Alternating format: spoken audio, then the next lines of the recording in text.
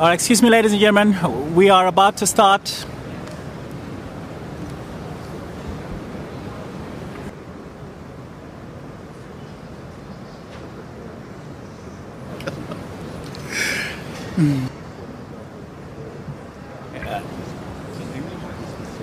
Good afternoon, ladies and gentlemen.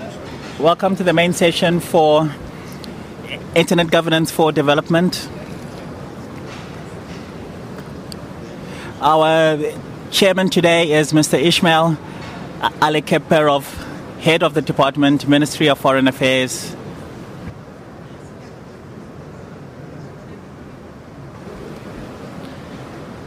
Excellencies, ladies and gentlemen, thank you, Changatai, for introduction. I know it's sometimes not easy to get into the substantial issues straight after the lunch, but we're going to try to smoothly get into the second part of today, which is Internet Governance for Development, which is one of the essential parts of our IGF forum this time. Now we resume the meeting, and I want to open the afternoon session. And considering our overall theme this week, Internet Governance for Sustainable Human, Economic and Social Development, I think the session is particularly important. The session is going to be guided by two moderators, Ms. Alice Munyua from the government of Kenya and the chair of last year's IGF, and Mr. Carlton Samuels, who is an academic and leader of user interests from Jamaica. And I'm looking forward to our discussion about these important issues that are at the heart of a dialogue for this IGF. I would like to request the audience and participants for active engagement because there will be questions and answer sessions, and there will be quite interactive discussions during the session. So before starting up, I would like to give a little bit context and the highlights about our expectations of today's session. Actually, Internet Governance for Development has been a cross-cutting theme at the whole Internet Governance Forum since the first meeting in Athens, in Greece, in 2006. Since that time, there have been to some developments, and our aim is to ensure that the IGF continues to be relevant to the needs of developing countries. And that's what we will discuss this afternoon, because the IGF, the Internet Governance, has been to a great extent recognized nowadays as one of the important elements in the overall development, particularly those who are exposed to the developing part of the developing regions in the world. And the topic of development is rarely covered in some cases in many of the Internet Governance discussions taking place outside of the IGF. In other words, the Internet Governance for Development be discussed at quite substantively in the framework of Internet Governance Forum, but elsewhere it has not yet received its deserved value or its deserved attention elsewhere. So that's why we want to one of the strategies, I would say, and one of the sort of the vision that we want to create as part of this session, to try to create, visualize this Internet Governance for Development for wider communities apart from the Internet Governance Forum. At least we will try to start the process in this session. And the first topic we're going to discuss is going to be a good example of this, which is the impact of new top-level domain names on developing countries, and what are the costs and benefits to the user. there will be 2 sets of questions. Before that, let me clarify that there will be 1 to 3 clusters during the session. The cluster number 1, as I mentioned, is called the pending expansion of the top-level domain space. The cluster 2 is called enabling environment, and the last cluster will be infrastructure. There will be 2 sets of questions for the second cluster, and 1 question, of course, and answers and summary sessions for the last cluster. As I said, we're going to talk about the more themes than the top-level domain spaces. First, we're going to find out how to encourage investment in infrastructure and create an environment for innovation. And the second theme is going to be how can we open policy-making processes to participants from developing countries. And we're going to ensure that developing countries are able to participate in a meaningful way to internet governance processes. Our moderators will tell you more on those concrete questions. As I told you today, we will have 2 moderators. Miss Alice Munyua, as I said, she's chair and Kenya Internet Governance Steering Committee and the Government of Kenya, and Mr. Carlton Samuels. He is a member of ICANN's At-Large Advisory Committee and lecturer at the University of the West Indies, Kingston, Jamaica. And there, the moderator's task will be to ensure you, the audience, are able to join the dialogue. So there will be intermediaries between the questions and the discussion processes, which will be managed by yourself at the audience.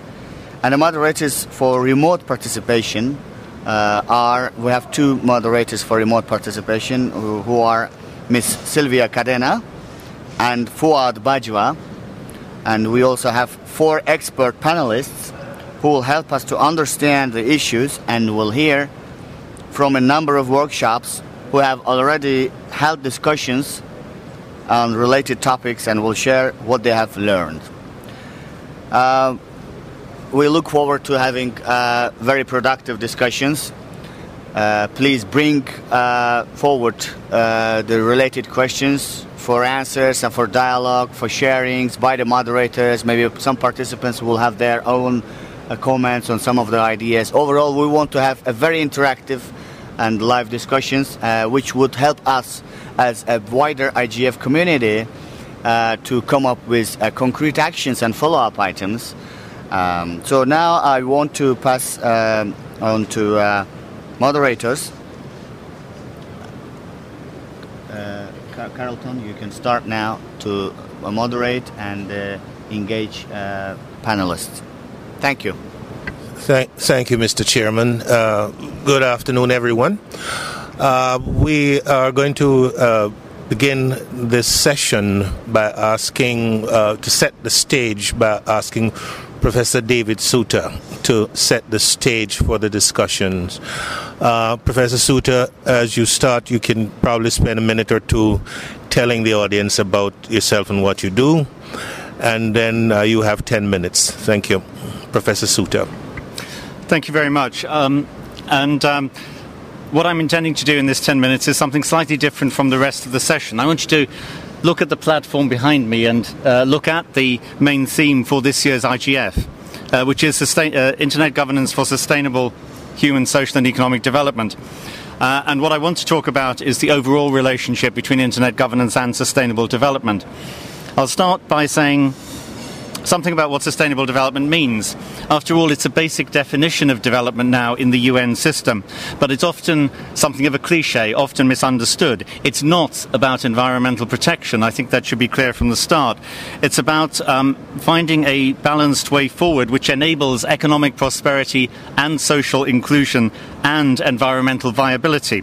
Environmental viability of a kind which enables the next generation to advance in development as much as the present generation does, which doesn't jeopardize that future generation's opportunities. It emerged around the same time as the Internet, say 25, 30 years ago.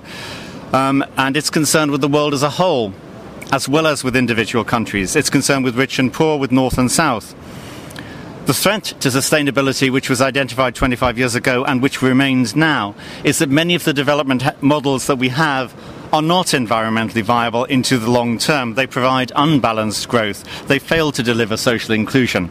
And the object of sustainable development is to achieve something different from that. The opportunity of sustainable development lies in the capacity for innovation, for doing things differently. And that's also at the heart of what the internet does. So the starting point for this question is, firstly, what has sustainable development got to do with the internet? Secondly, what has it got to do with internet governance? Now, one of the organisations I work with is the International Institute for Sustainable Development, and that's been involved in the IGF for a number of years. Today it's published a book, which I have in this form here, and which is available from the APC stand in the village. It's about the relationship between the internet and sustainable development over the past 30 years, in which time the internet's become the most dynamic factor in global social, economic, cultural and political development. And the principal concern of the book is the question whether the internet and the information revolution mean that we need to change our understanding of what sustainable development is, and whether in turn sustainable development has implications for how we think about the internet and internet governance. I'll list some examples of why this might be so. And this is not the usual list of suspects of the ICTs are nice for development. It's about long-term changes in global society which are taking place largely or substantially as a result of the internet. Changes in the patterns of production, trade and consumption of goods and services, who produces what and where. Changes in the labour market, where people work and what they do. Changes in access to information, changes in public services that depend on information, like health and education. Changes in people's perceptions of their personal identity, of the communities in which they exist, virtual and physical. Changes in relationships within families, between societies, between diasporas and home communities. Ways in which people are becoming highly dependent on devices and intermediaries in the communications world to mediate their relationships with other people, with their governments, with businesses and so forth. Changes in relations between the citizen and the state, which we tend to think of in terms of democratization and rights, but also of surveillance and so forth. Changes in the pattern of human settlements, where people live, as face-to-face communications become less essential to them. And of course, most of those changes have gone much further in industrial countries than they have in developing countries, which poses further challenges for developing countries as they seek to integrate into this very rapidly evolving global environment.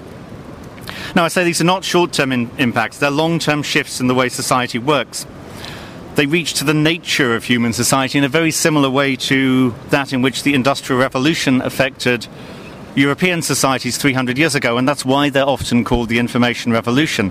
They're changing the parameters of the feasible, the nature of opportunities and threats which face all countries. They're not by any means all benign, and they're not at all predictable in many cases. They're deeply challenging, therefore, to governments that need to understand where they should invest for the future of their countries, where citizens are threatened. They're especially challenging for resource-strapped developing countries which have little margin for error when they're making choices about investment and planning. So these changes in the nature of society and development and sustainability that I've described, they are to a very large degree enabled by the internet. Does that mean that they're relevant to internet governance? Well, I think that the answer to that depends on how narrowly we look at internet governance. If we think that internet governance is merely technical, if we think it's about IPv6 and domain name management and so forth, perhaps your answer to that question would be not much. But actually, issues like IPv6 and domain name management do have substantial impacts on the opportunities that are available in developing countries. And it's crucial for that and for other reasons, including reasons of equity, that the interests and concerns of developing countries are heard more strongly in internet governance fora than they have been to date. In practice, though, we don't actually think of internet governance that narrowly anymore. Much wider issues are involved in our debates around it. Issues such as spam obviously cut across the boundary between the technical and public policy impacts. And actually here we discuss far broader issues than that, such as the impact of the internet on rights, or the role of the internet in public information or delivery of public services, or the importance of access in enabling development and citizen empowerment. That's not internet governance in any sense narrowly defined. In fact, it's the governance of policy domains which are much more wide-reaching, where the internet is important, but where primary governance responsibilities lie outside it very often, in mainstream governance institutions. So I'll suggest 3 questions that leaves us with. My first question is this. It's about how far we think internet governance is concerned or should be concerned with the impact of the internet as well as with the workings of the internet. If it's going to be substantively concerned with the impact of the internet, and this is in particular an impact on sustainable development, we need to engage much more substantially with policymakers and with governance institutions in other policy domains than we currently do in internet governance fora, including this one. It will involve us thinking afresh about the boundaries between internet governance and the governance of other policy domains. We could even, if the term wasn't already taken, call it enhanced cooperation, it seems to me. The second issue that I'd raise is concerned with the relationship between technology and society. In one of the essays in this book, the sociologist Robin Mansell talks about a tendency in the development world to think about, or in the ICT world, to think about technology being introduced into societies as an external force and transforming them. And she argues that that is fundamentally wrong. What matters is the interaction between technology and society, which is a continuous interaction. Human behavior is influencing innovation on the internet at least as much as innovation on the internet is influencing human behavior. So we need to grasp the complexity of that recursive relationship, which is at the heart of the internet's contribution to sustainable development. And that too points to greater dialogue with other policy domains.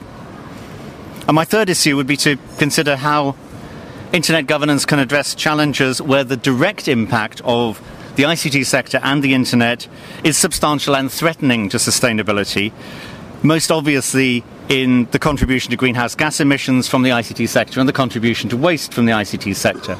In both of those, the direct impact of the sector on those negative forces in sustainability is substantial. The growth in the ICT sector's contribution to greenhouse gas emissions is around 6% a year, for example. Now, of course, that results from things that are very, very positive. The growth of networks, the growth of services, the growth of usage and access. What that leaves, it seems to me, is a responsibility on the sector to address the problems that arise from it.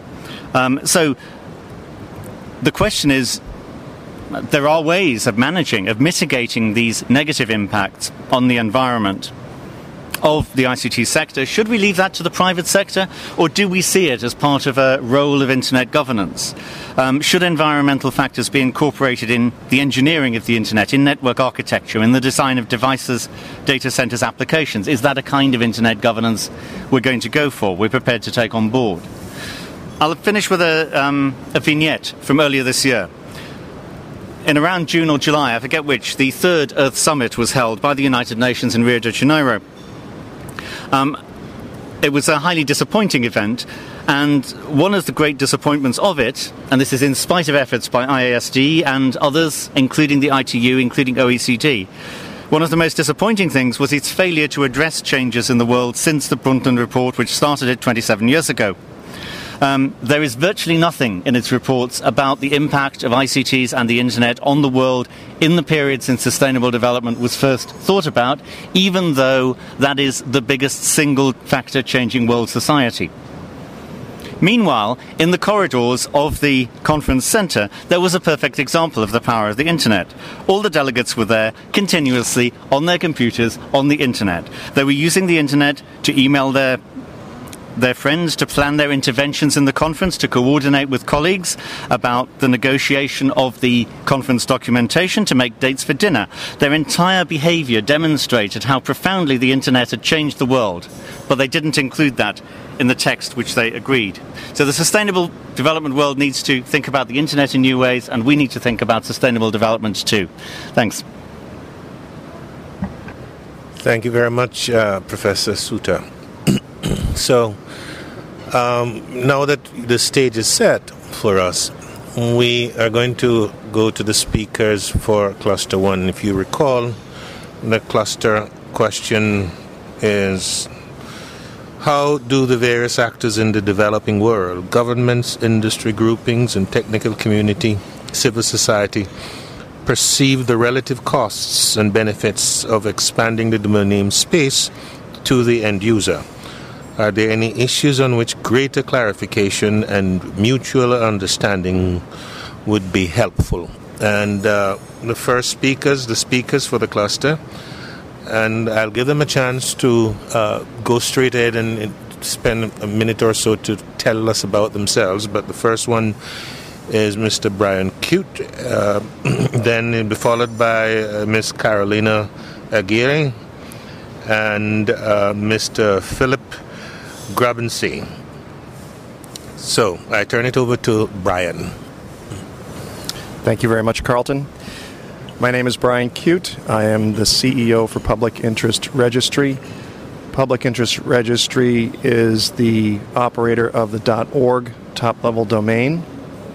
And we are also a supporting organization to the Internet Society. And thank you very much for having me here today to talk about this important issue. In terms of the impact of new TLDs and the different actors from a development perspective, PIR, Public Interest Registry, has had what I would say is a very positive experience so far. While we haven't launched new TLDs, in preparing for this, PIR made a decision to apply for a .NGO string for non-governmental organizations and .ONG for the Romance language equivalent of that string. And our experience so far in doing significant outreach to the developing world, in particular where a large community of NGOs resides, has been of a positive reception of the potential impact of a new top-level domain to serve this important community that operates in the developing world. And importantly, in terms of observations, it wasn't just a positive reaction to the potential of a new string, but how that domain, in conjunction with other services, could provide new opportunities for NGOs to connect, to be found, to be visible, to be connected to donors and foundations who want to contribute to their important missions.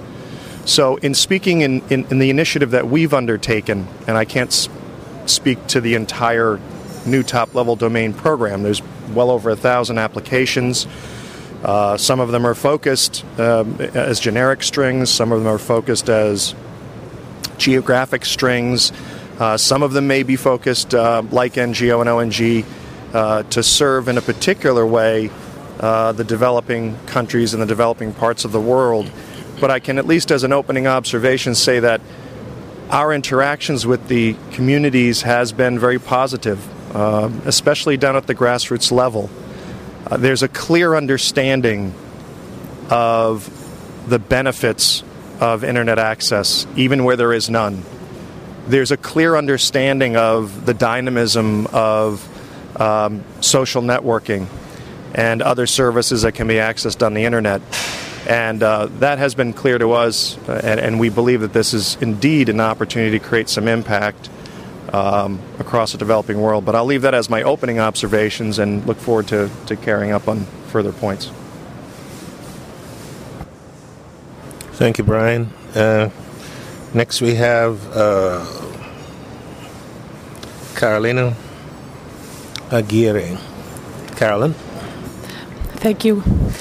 My name is Carolina Guerre. I'm representing LACTLD, the regional organization for Latin America and the Caribbean CCTLDs.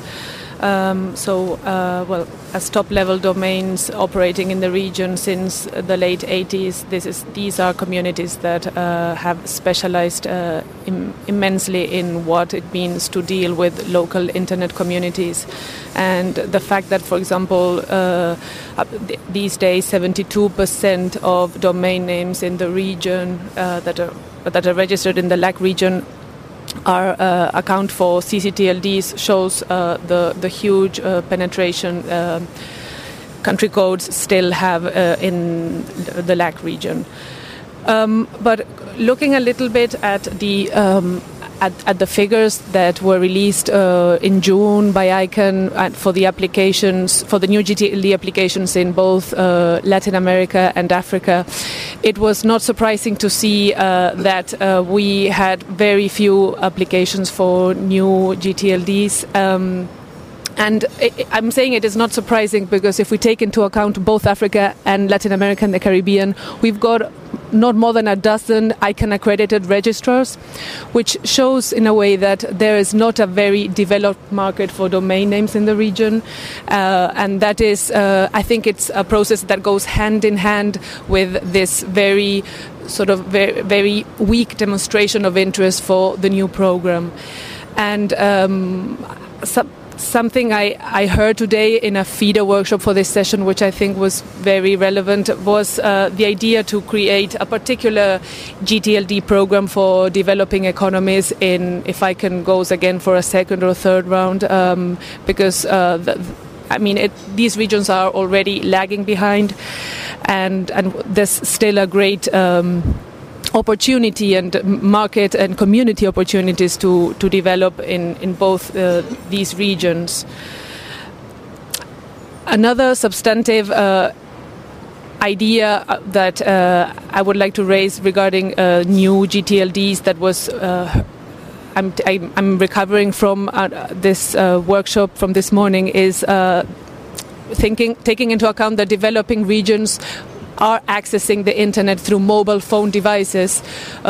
Shorter domain names is an asset that we will have to take into account, and it is not something to look at lightly, as internet access will be predominantly through mobile phone devices in these regions.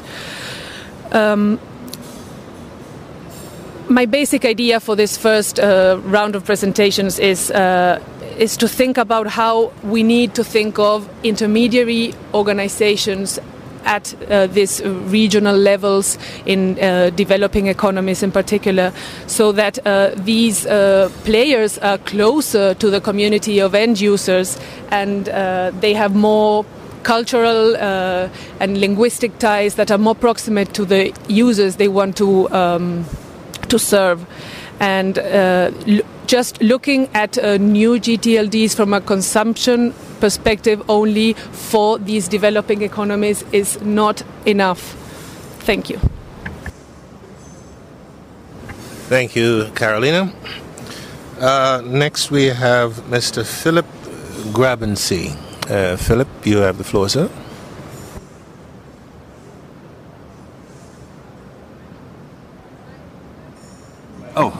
Again, good afternoon, Mr. Chairman. Good afternoon, friends and colleagues. It's a pleasure to be here and honor talk to this audience. My name is Philip Grabensee, and I'm serving as a chairman of the board of Affilias.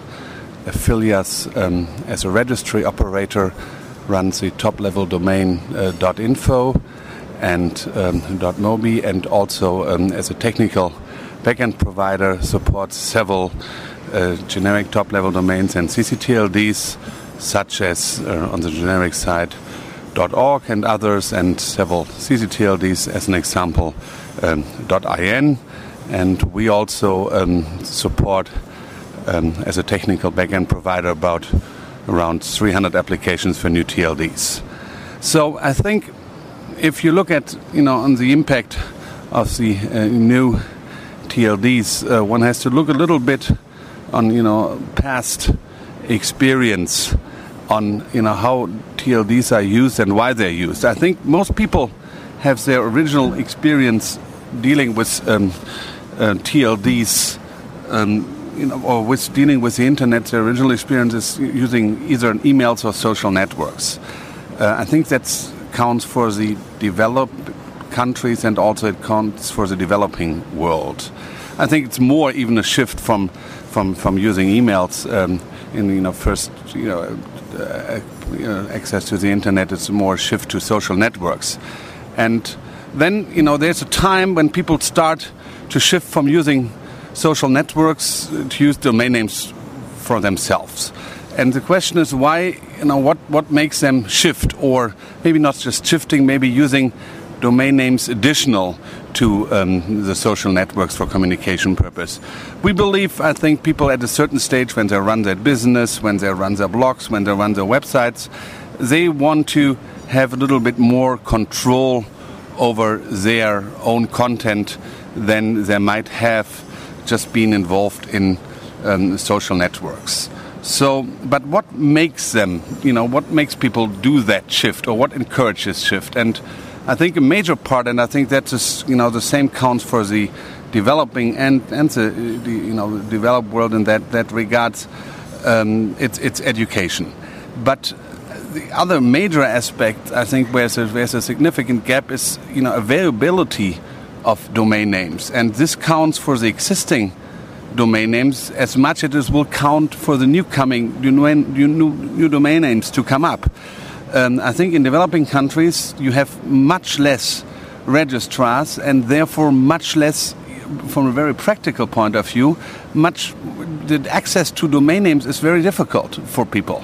It's not really the price. I think generally of course price is an issue, but domain names it depends a little bit, of course, on which domain names, which purpose the domain name serves. However, price is relatively cheap. However, even if the domain name itself is cheap, if you don't have registrars in the country, you need to go to foreign websites, foreign registrars. You need credit cards. You might need credit cards, from that foreign country, credit cards which don't work.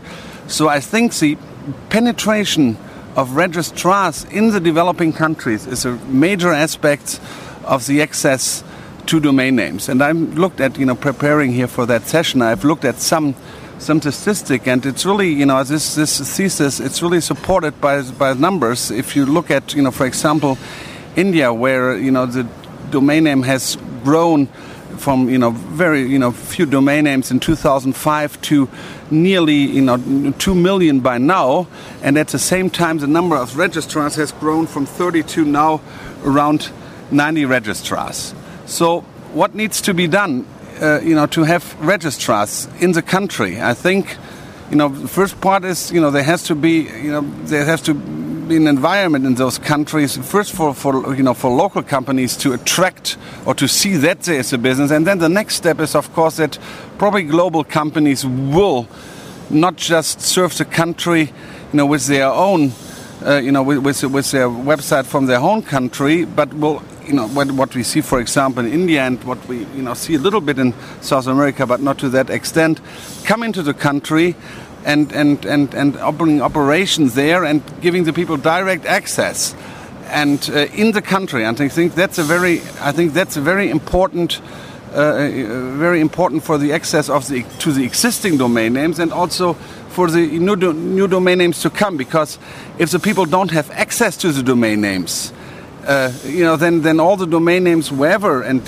we have seen the relatively poor or humble numbers, from South America and from Africa, but even so, if those were in the next rounds a few more, and there would be programs to encourage such things, it's still the problem how people could get those domain names, and that's something I think government can help in that regard to set the framework. For those registrars to establish themselves, and also and another step for that is also, I think, important, is to deregulate their national CCTLDs, because that's usually, on most of our experience, the first step people take using domain names instead of just using social networks. And then last but not least, I think what Brian has mentioned, probably news health channels are also important than just the registrars, but it has to be seen how those new TLDs, maybe NGO is a good example for that, how that will be distributed not just to the already existing world of registrars, and maybe would introduce new opportunities to have access to those domain names. Thank you. Thank you very much, Richard. We are going to ask for the next half an hour or so for interactions from the audience, both here in the room as well as from the remote operations. There's also some feeder workshops that are in play here. And this is an opportunity for the leaders from those workshops to add their grist to this mill and bring in as much information as possible from the workshops into this discussion. So the floor is open now for audience participation and interaction. And of course, we would love to hear from the feeder workshops. You have standing microphones between the audience, and there are also a couple floating ones around. And I see my colleague Thematic Benjamin making his way to a microphone. Tijani.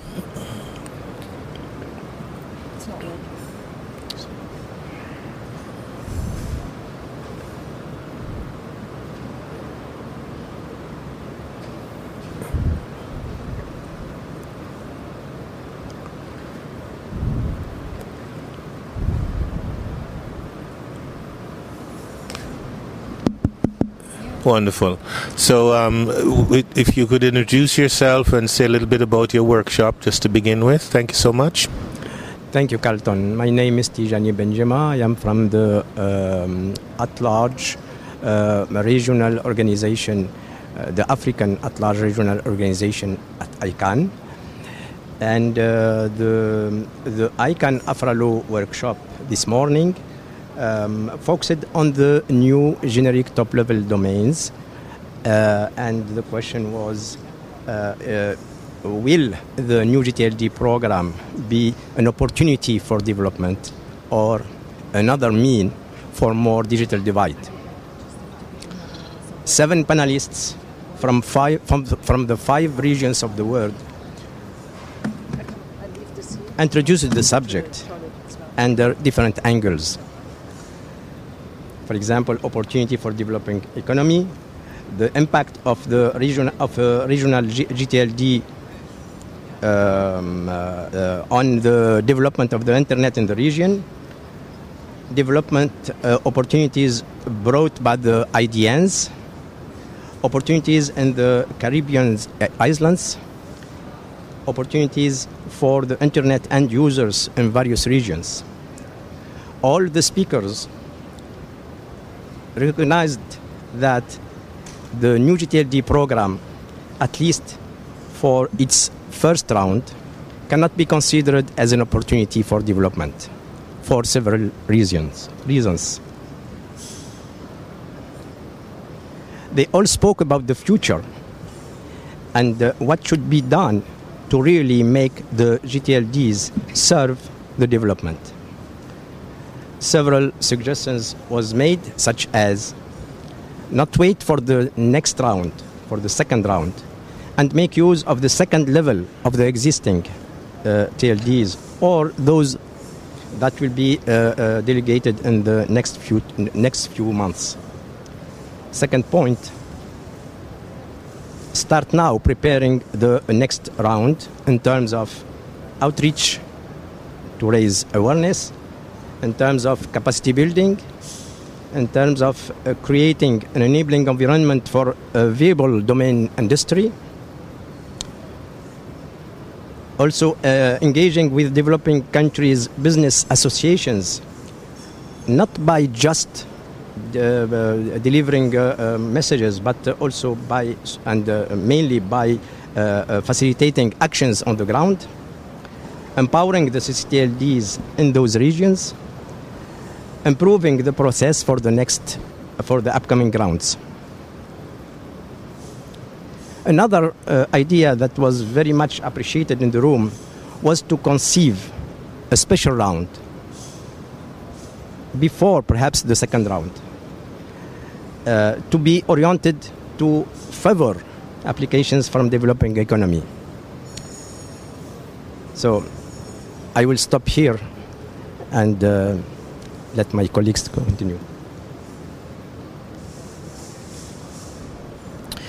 Good afternoon. My name is Renalia Abdurrahim. I am the designated moderator for workshop number 122, which is on the new generic top-level domains, implications and potential for community engagement, advocacy and development.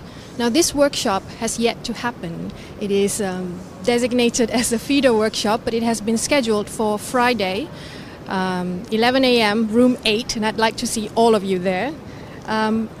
Although I'm not an oracle and I cannot predict what will be said at this workshop, but I can explain to you the rationale and the thinking behind it, which actually has connections with some of the things that the speakers have mentioned today. So, in the pending expansion of the top-level domain space, 1,930 applications have been received by ICANN. Of note is the low number of the generic top-level domain applications categorized as community-related. There are 84 applications, representing only 4% of total applications, and it should be noted that 7 overlap with IDN category and 11 overlap with geographic names. Now, there has been much discussion about factors that could have contributed to the low uptake of the new generic TLDs for communities. Generally, it is believed that few measures have been taken to facilitate the participation and engagement of communities, particularly those from the developing world. But in the AFRALO workshop that was mentioned by Tijani just now, the other factors touch on time, in terms of the time that is given to apply, the expertise that is needed, and also the financial requirements. These are the barriers.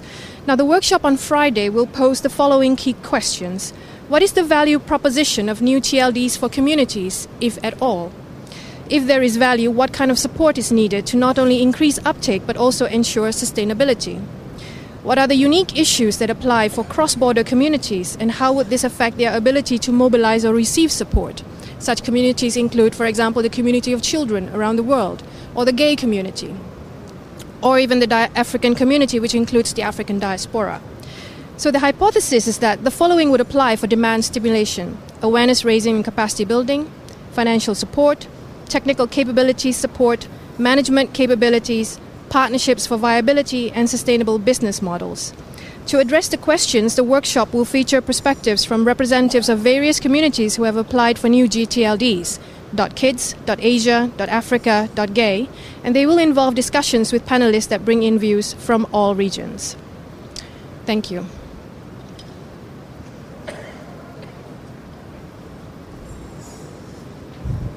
Thank you, Chair. I'm not talking about a feeder workshop, just a question to the panel, to the first cluster. With or without? Very strange. My name is Olga Cavalli. I am from Argentina. I'm representative of the government of Argentina. I'm a member of the MAC and also a university teacher. My question is to our first cluster, Philip, Brian, and Carolina. Carolina, you mentioned that you heard this morning in a workshop that perhaps it could be good to have a program for new GTLDs for developing countries. In a way, I think it's interesting. And in the other side, I think that which is the need of a developing country to request for a TLD?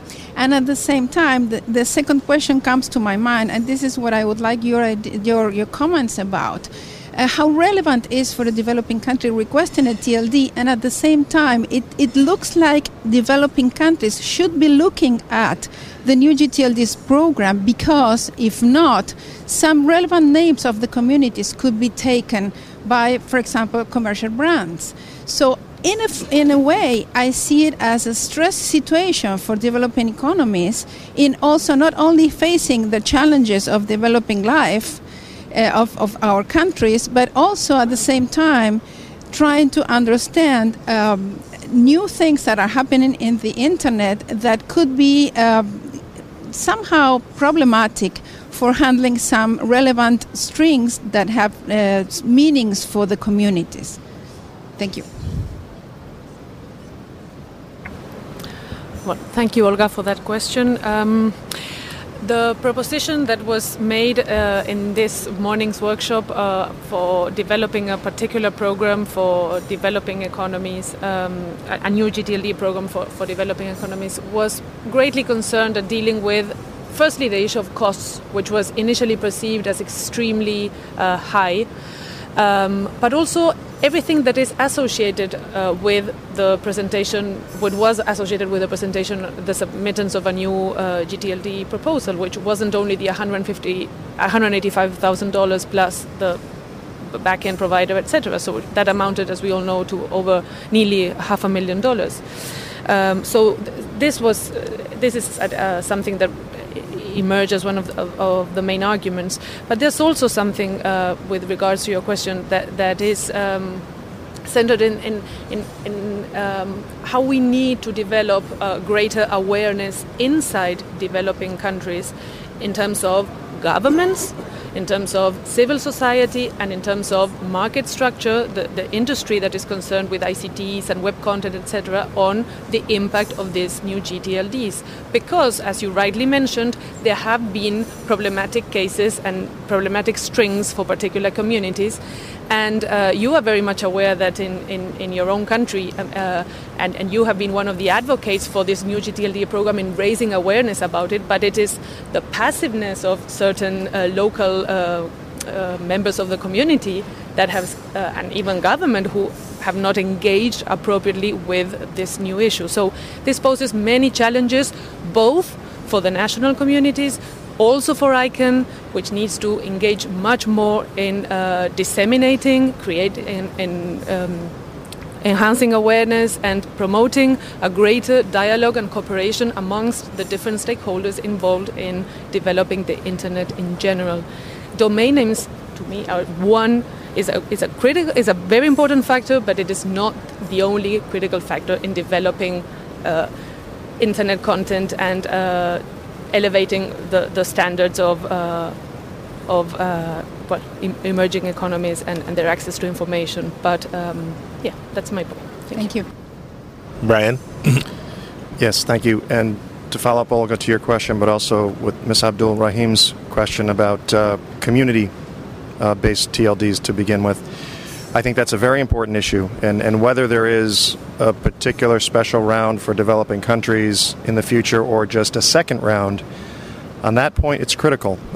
We applied for .ngo and .ong as a community-based application to serve the global NGO community. But if you've reviewed the requirements and the definitions of the community within ICANN's first round of TLDs, it's a challenge. So I think one of the challenges for communities in the developing world as they approach this question the next time is think very carefully about your community, about how it's bounded, about its definition, and how it can be well served at the end of the day by the TLD. So this is a critical point. I also, and I understand there may be some concern or disappointment about the opportunity that was presented in this round for developing countries and actors in particular. But I want to come back and highlight a couple of points from the first part of the discussion where there is genuine opportunity in this round. Philip, Carolina, the question of distribution, of the lack of registrars in Latin America and Africa. This is a clear opportunity. How the domains are going to be distributed in the developing world to users in this round, you have vertical integration now. You have the ability of a registry to be a registrar. This is an opportunity for local players. Finding a local partner to distribute your name is an opportunity for local players. Also, specifically, this is about more than just domain names. What really can be the benefit here is connecting users in the developing world to the internet, to value-added services, to social networking. And I believe you're going to see those types of services offered as a package. How's that an opportunity? Well, in particular, we are looking for and have found in India, for example, a local service provider who currently serves the NGO community, who offers a cost-effective package of web design, web hosting, who offers training in WordPress. So importantly, the NGO user can control the content that it puts out onto the internet. Those services as an offering is an opportunity within this current round. So I want to underscore that there are existing, I believe, important opportunities that shouldn't be overlooked, but very important going forward that we all focus in on the issues such as community definition and other aspects of expanding this opportunity as we go forward. Maybe one point to add. I think I agree with Brian. I think it's more a point of really distribution is more the issue than really where the application is coming from.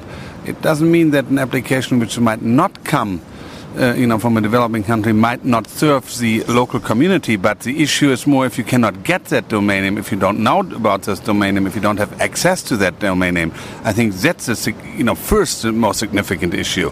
And then, of course, it is nice then if you have also application from that very specific place. But if you don't have access to the domain names, it doesn't matter where the application comes from. Thank you. Thank you very much. Can I ask the panel a question? Maybe Professor Suter said a couple of things that I thought were made some kind of impact, at least on my mind.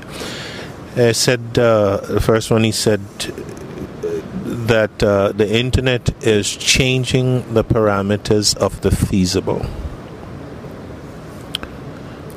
And he also said, which most of us agree, that innovation is central to the idea of sustainable development. And because the internet, and where I come from, in my part of the world, the internet is seen as a paradigm for development, social, economic development, and also for innovation. The idea that maybe the internet governance framework need to be expanded beyond, just as he said, the mechanics of internet to more about impact. Would anyone care to say something about that specific framework?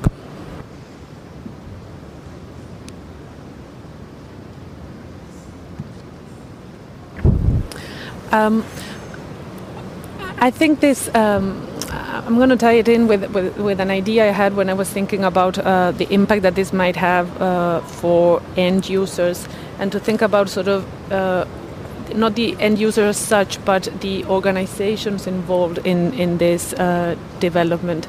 And in that respect, I am very interested by new GTLDs that community GTLDs that are proposing some kind of they are going to invest back in their own communities with the new domain names that will be registered. And the .Africa proposal is an example, but we've got previous experiences with .cat, with .asia, and there are many, many other cases. And I'm sure many other local NGOs that will register NGO names in the region will also benefit from this greater exposure. So I think that in some way, looking at new GTLDs and the new domain names that might arise can also generate this new organizational opportunities, these new revenue opportunities, fundraising opportunities to expand the internet for their communities.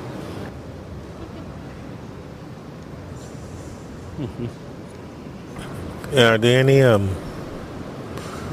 questions from remotely? Audience members? Yes, sir. Go.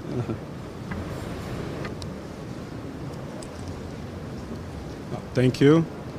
Thank you, Mr. Chair. I'd like to propose a different approach to the way I see the discussion is evolving. First of all, I'm from Brazil, from the Brazilian government. I am the director of the department in charge of science and technology at the Ministry of Foreign Affairs. My sense of this discussion is, I think we are departing from an assumption that GTLDs in itself are good. And so we are discussing why developing countries are not engaging this, why there was so a weak response to the call for new GTLDs. And then we are trying to see what are the problems to overcome this in regard to cost, to the lack of registries. And then we resort to developing country representatives themselves, and we see there is a lack of interest and a lack of demand. I have pointed this in the intervention this morning. I think GTLDs does not respond to a demand or does not, I'm speaking for Brazil, I'm not speaking for the collective of developing countries, but does not respond to a need that was previously identified. So I think it should be the other way around. What are the needs of developing countries? GTLDs addressing them. It's not our assessment that GTLDs addresses the most pressing problems of the developing world. So I think if we start discussing it's a lack of awareness, it's a lack of this and that, this does not help in the way of trying to assist developing countries in overcoming their difficulties. I do not mean to be rude, but I think it would be rather artificial once a decision is made that was not responsive to someone's demand, then to come back to this same person and say, we have this decision, why are not you participate? What can we do for you to participate? At the same time, there are more pressing problems. I'm glad to see that in other parts of this discussion, we are discussing infrastructure, we are discussing things that are really pressing for developing countries. I think the discussion around GTLDs is not something that addresses our, at least my country's concern to a large extent. Thank you. Thank you very much, gentleman from Brazil. You have another gentleman. Can go ahead, please. 谢谢你，主席先生。今天下午这个讨论的这个互联网的治理、促进发展是一个非常重要的一个议题。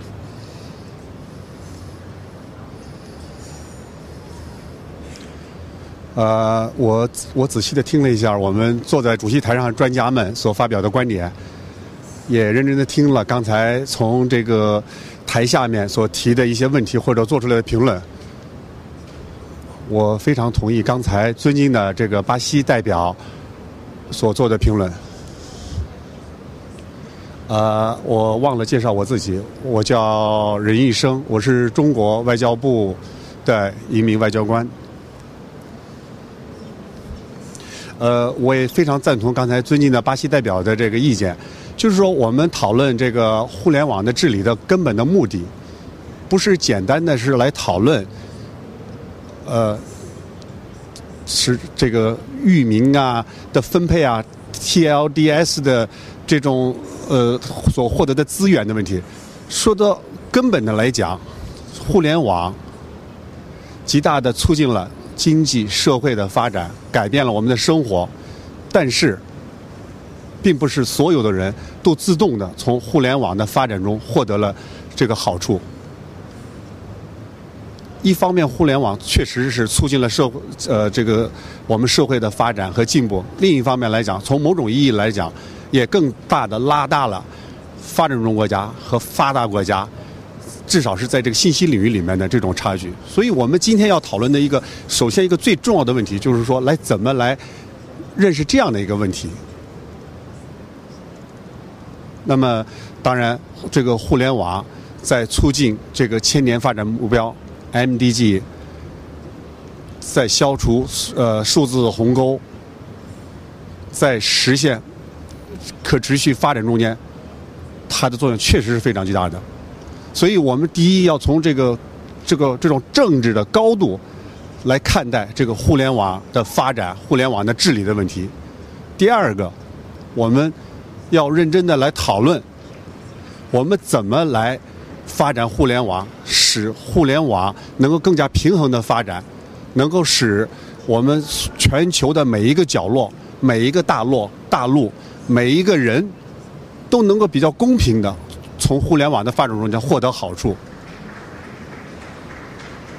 我今天上午也到了其他的一些这个研讨会上 workshops， 我听到了很多像今天下午巴西的这个代表刚才提出了这样的问题，所以我也是非常冒昧的，我希望呢我们台上的专家，我们台下的代表们，我们更多的把我们的这个注意力，把我们的讨论集中在这样的一个大问题上面。千年发展目标这15年的这个目标只剩下3年的时间。不是，一共是15年，从2000年开始到现在，但只剩下3年时间，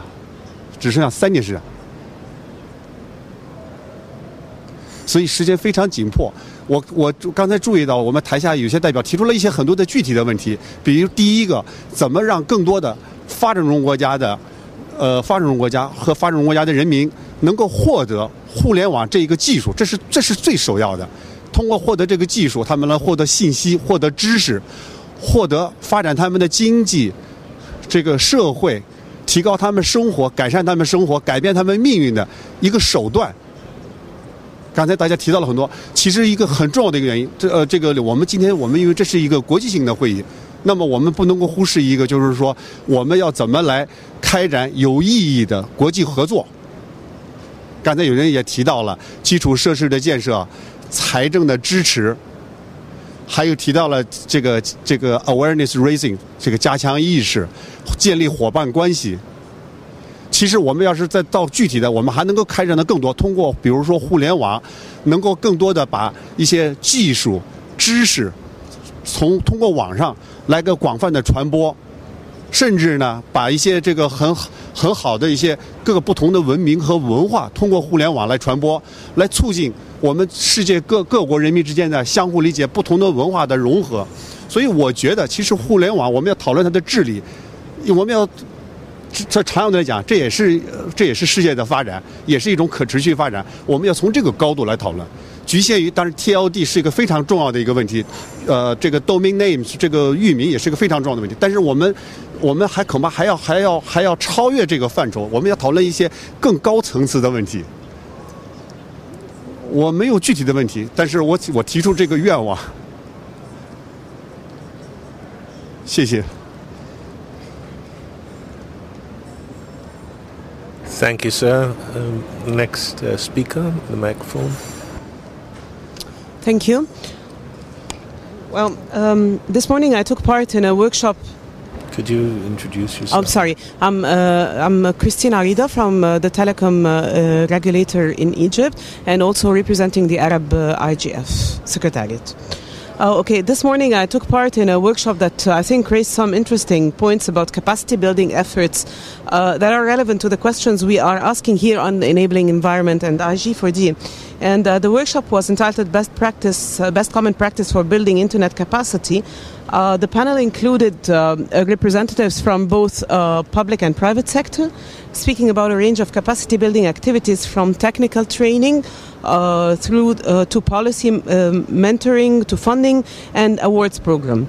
The goal was to identify areas where those organizing these different kinds of activities could learn from each other, identify proven strategies for success, and discuss challenges that remain. The themes that emerged from the discussion, they include the following, which I would like to share with you. First, the importance of multi-stakeholder approach to capacity building. Speakers pointed out that it is only through coordinated cooperative efforts between the private and public sector that capacity building can reach all the people that it needs to. But such cooperation is also a challenge and often requires a willingness to go outside the comfort zone of either sector and find new ways of working and developing projects. So basically reaching out to the right people.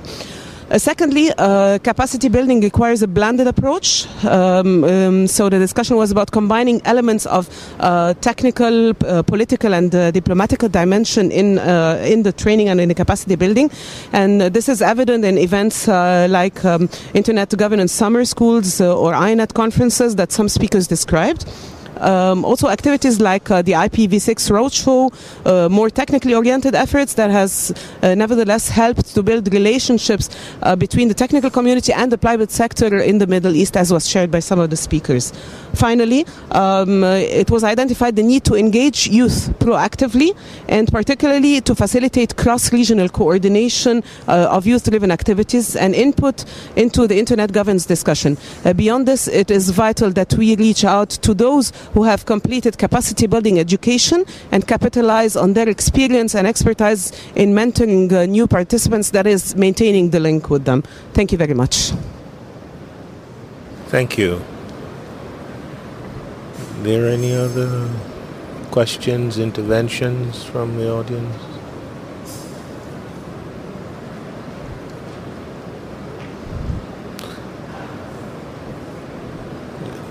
Do we have anything from the remote participants? No?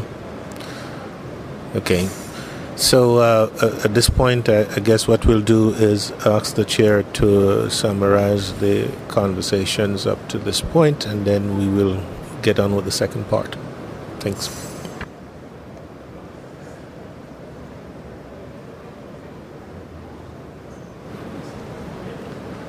Thank you, Carlton.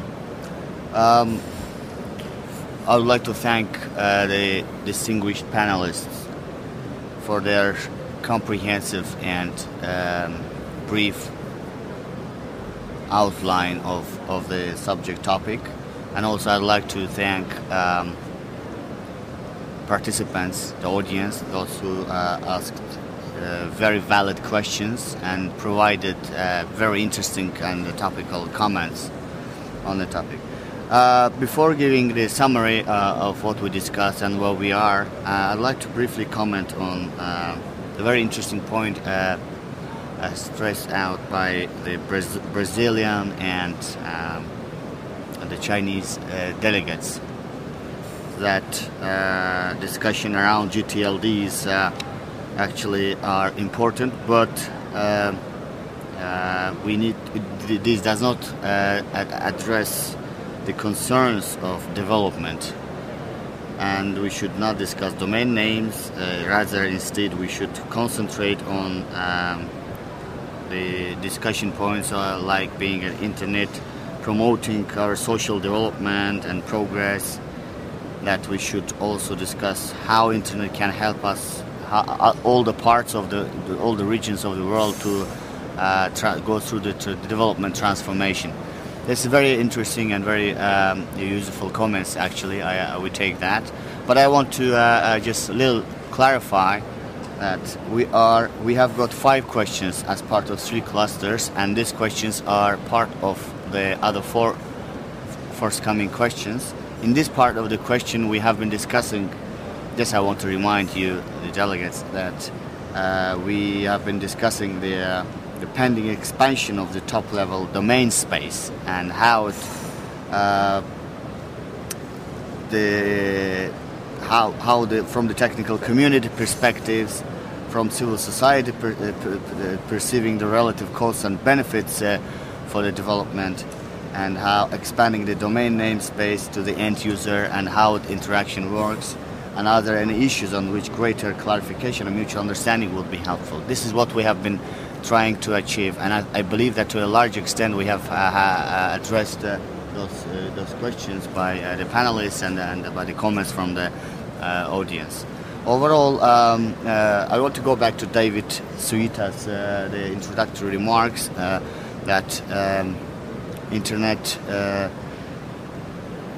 governance at a very high level is not seen as narrowly narrowed down, but rather it is more much broader process.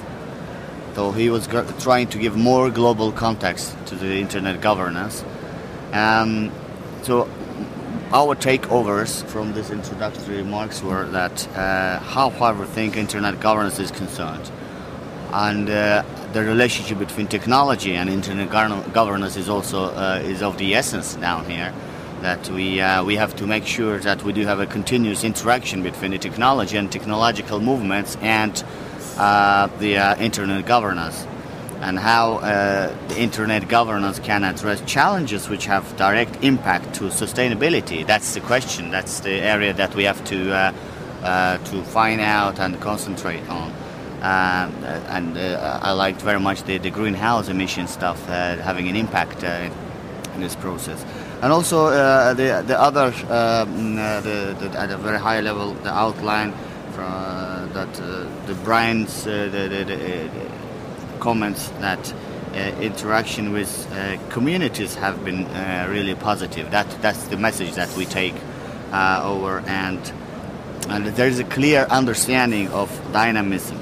And Carolina Aguirre made clear in terms of the new GTLD needs for developing world, and that great market, there is an existence of great market and community opportunity for Latin America, Caribbean and Africa regions, and that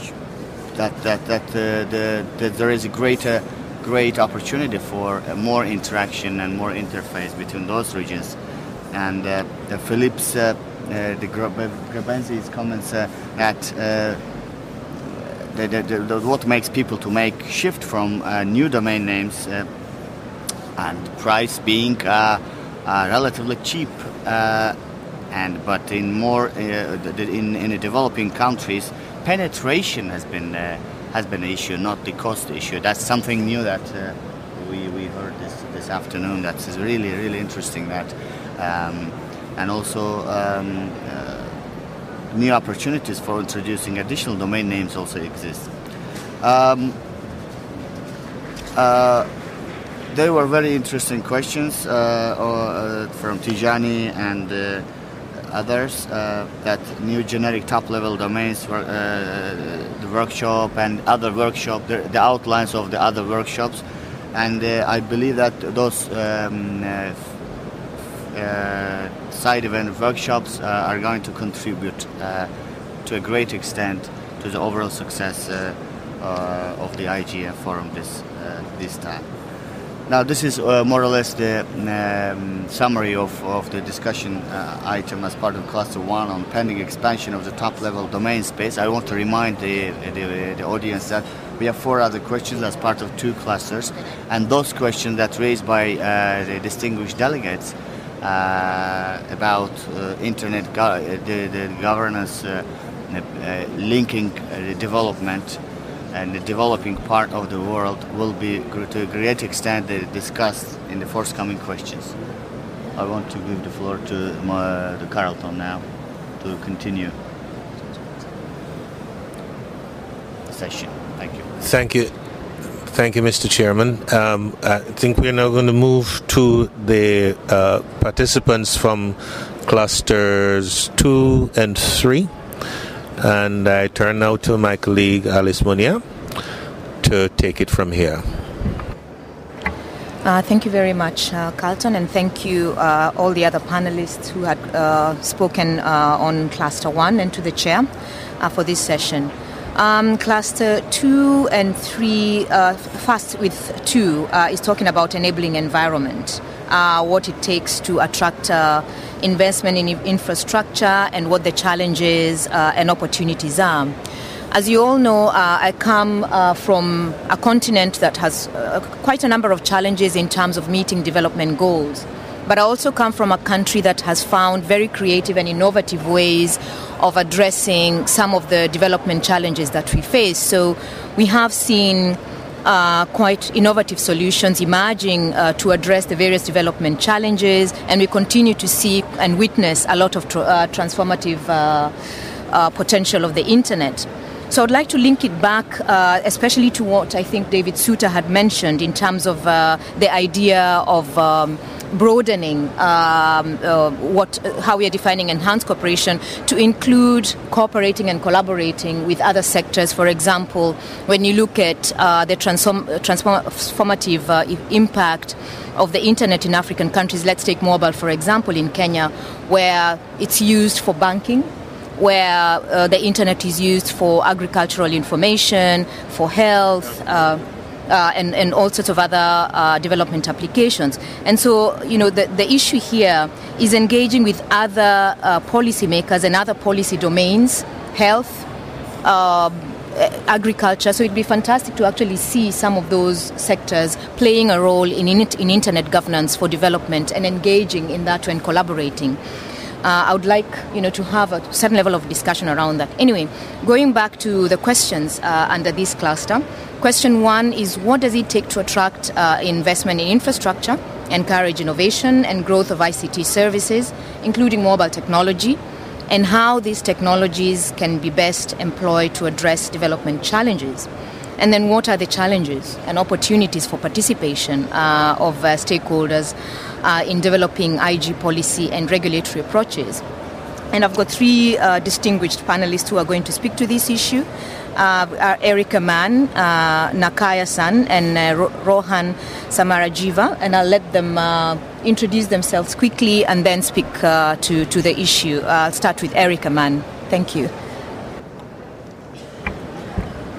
Thank you so much. My name is Erika Mann. I work for Facebook and I'm based in Brussels. I have been in the European Parliament for Germany until 2009, so I have a good understanding about legislative challenges and what is important and relevant for governments. I covered external trade issues for 15 years in the European Parliament and worked on many issues which relate to developing countries. So let me maybe point out a few areas which I think are important for our discussion. The most important one, I think it's really that there's not a single solution. We sometimes think that there's one single solution, but what we have understood at Facebook and the way our business functions, for example, that there are many different opportunities in many different regions of the world and many different countries in the world. It always depends on what you want really to achieve locally, and it depends on your business opportunity which you have available in a country like Germany or in a country like Kenya or in a country in Brazil. So there are many differences. I think this is something the internet teaches. On one side, it is global, so there are global opportunities. On the other side, there's still very different national and regional and even local environments we have to understand. And this is something I think which really relates back to the question just raised. What can governments actually do? And I think governments have a huge opportunity and a huge chance to understand actually how to attract investment. Relates back to understanding your own business environment. We always think this is natural, but I can tell you from our own Facebook, from our own data we collected data about how our own business functions and how much we contribute to the growth, the economic growth in Europe and the United States recently. We haven't done these investigations yet for other countries, because to collect these data, it's highly complex. It looks very simple, but all these new internet economies and all these internet business and all these new internet markets are highly complex.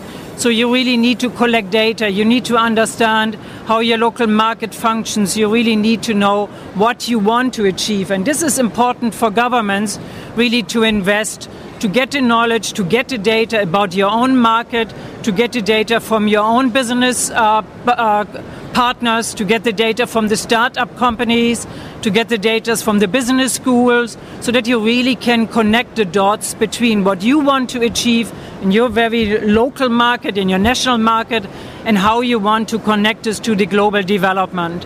The second, I think it is important to understand, is that these new markets, these new internet economies are very particular.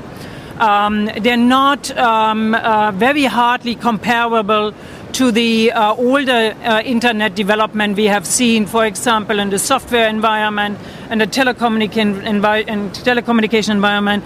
They're very different.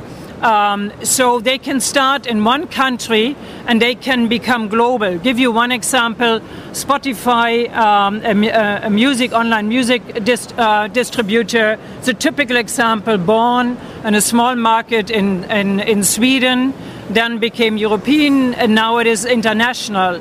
So it's very important to understand this. Really, the particular needs for particular business models, how they evolve, and they can evolve nowadays everywhere, and then they can move to the global market. Another issue, it's important, what Alicia just said, it's really to understand the particular environment for certain sectors, because they are all connected nowadays to the internet environment and to internet trends and to internet cycles. So, for example, if you talk about the health sector, now what are your strengths in your particular countries? Is it interesting for investors, for foreign investors to come into the market? Is there a connection you already have in your country between different, the way business works, between a particular healthcare provider and maybe certain internet services which relate to each other? The same is true for logistic companies. The same is true for many other companies. So I think it is, again, important to understand your strengths and then connect it back to the particular internet environment and what you want to achieve.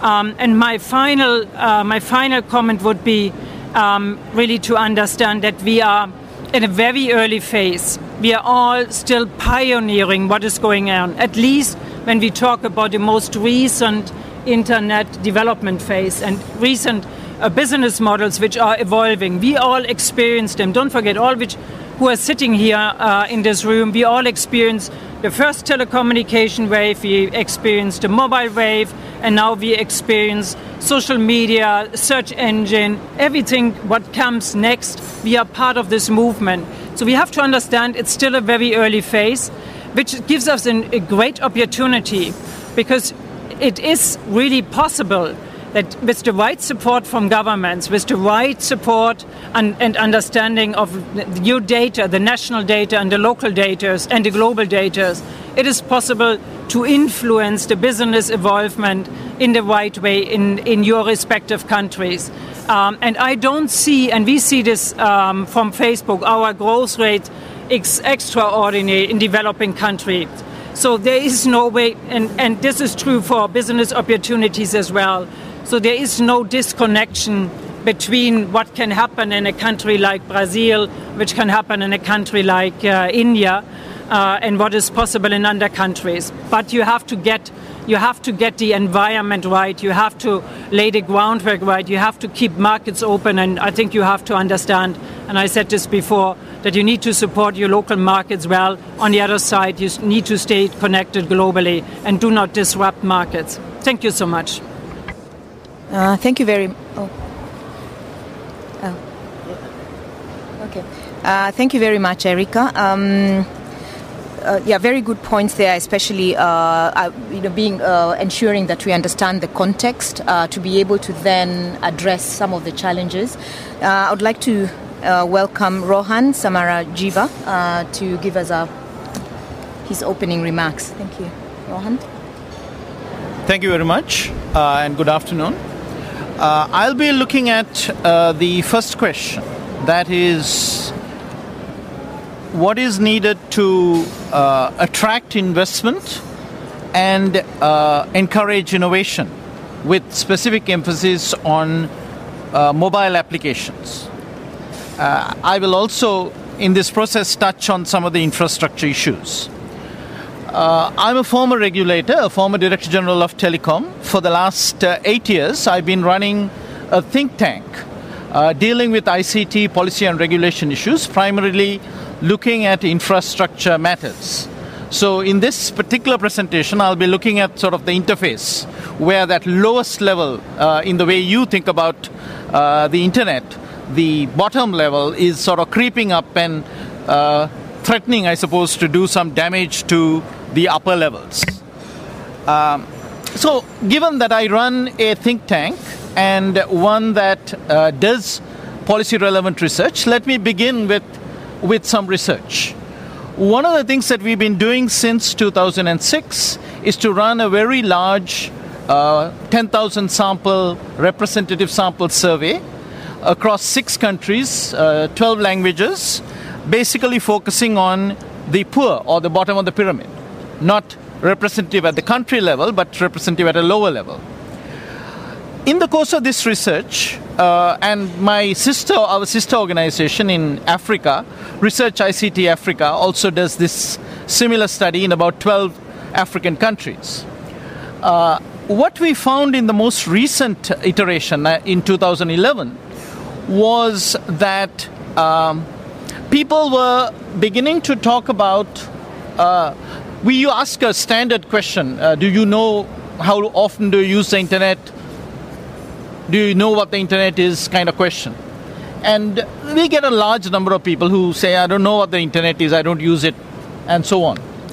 Yet we were beginning to see people who said that, and then a few minutes later would be saying that they're using Facebook. Now, for those who know, this would be somewhat curious. How could you use an internet application such as Facebook without using the internet? What people were doing was that they were jumping ahead and they were talking about the applications that they were using, and they were communicating and they were doing things with, rather than talk about this abstraction called the internet. So what this story illustrates is the importance of attractive content. In Indonesia, our survey was unfortunately limited to the island of Java, where the great majority of the Indonesian population lives. We had the highest participation of the internet among the poor, and among these people, obviously, Facebook was very, very big. And it was driving smartphone adoption, it was driving a whole lot of things. So what I want to emphasize is that content is king. Attractive content is what will bring people onto the internet. It is not how much subsidies government gives, it's not how much money telephone companies extract from various parties in the ecosystem. It is demand. It is content that creates demand. Once you have demand and you have companies that are capable of developing the appropriate business models, you will then be able to serve these people.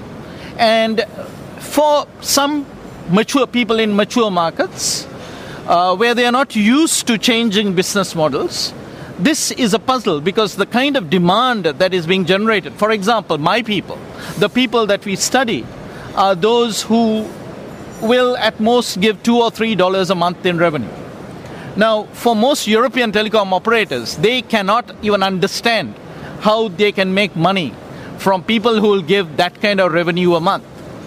But in Asia, we have plenty of companies that are making good money based on these kinds of revenues per customer, but very heavy minutes of use. So they are making revenue on minutes or bits rather than on customers. So with these kinds of business models, we have incentives to bring more and more people into the system.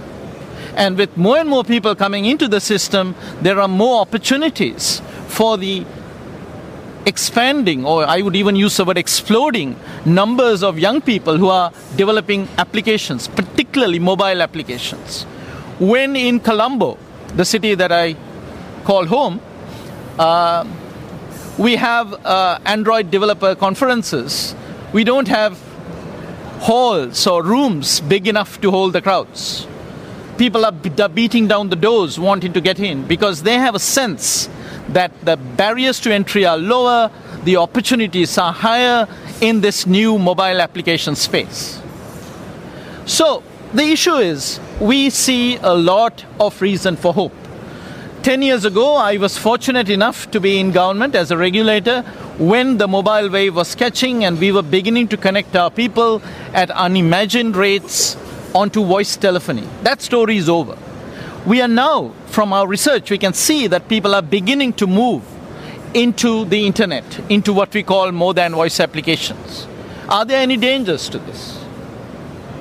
There is a clear and present danger posed by the proposals before the WCIT, the WICIT conference next month. That clear and present danger is the proposal that was even explicated today, this morning, at the main session by Mr. Luigi Gambardella of ETNO, and which is written into the proposals, for example, of the Arab states, of some kind of access charges that would be levied from entities that send data to a particular network. Now, this is all abstract, but let me explain it using an example. Let's assume there's a young kid who's trying to download, who sends a query saying, I want to see such and such YouTube video. A small amount of data goes out to wherever that is, and that is not necessarily in a particular country, and that content may not necessarily be from the United States. In many cases, the YouTube content that they are looking at is from their own country. It'll go to wherever the server is. And in return, there will be a large flood of data that will come back to, let's say, Sri Lanka, where this kid is. Now, according to the ETNO proposals, according to the Arab states, the government will get involved in setting appropriate access charges for the data that comes in. Now, just recall the example.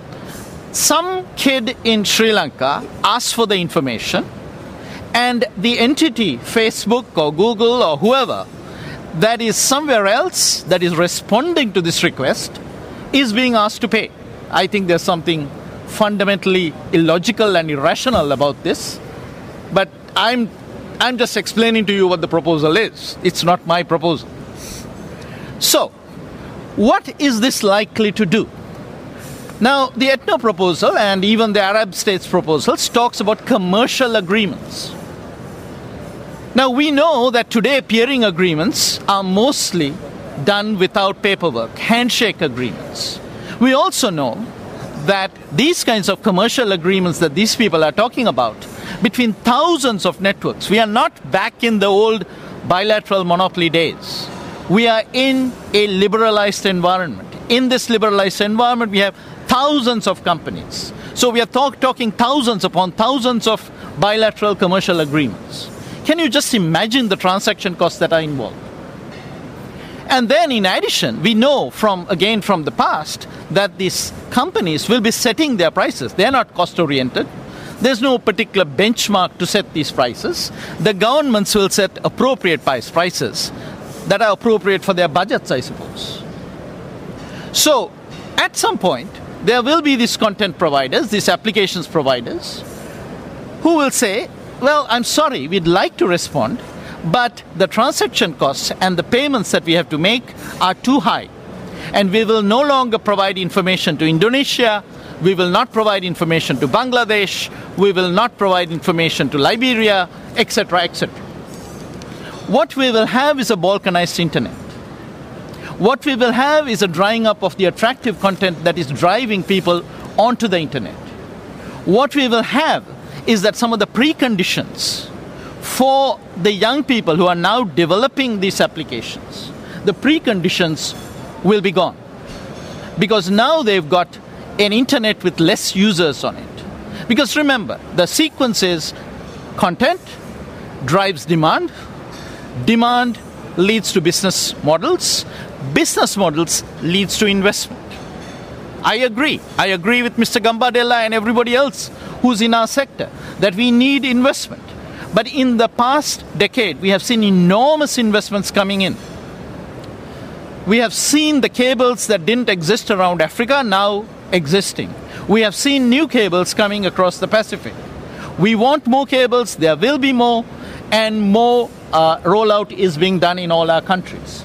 But investment is not done as a fixed percentage of revenue, as we are told. Investment is done based on business models. Otherwise, how would companies that don't have revenue still be investing? So, this is the absolute condition.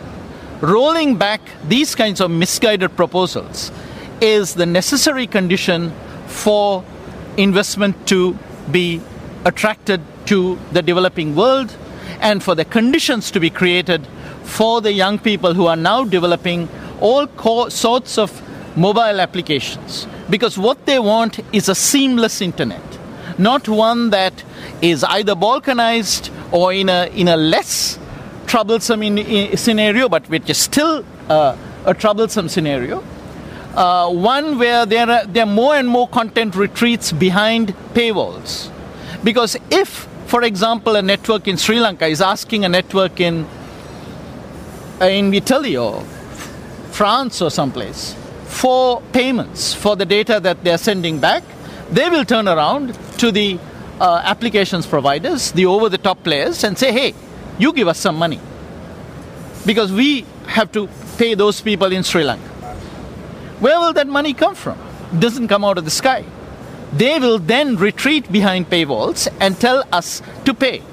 Now the issue is, for those of you in the developing world who take credit cards for granted, that is not impossible. It's inconvenient, it has transaction costs, but it is not impossible.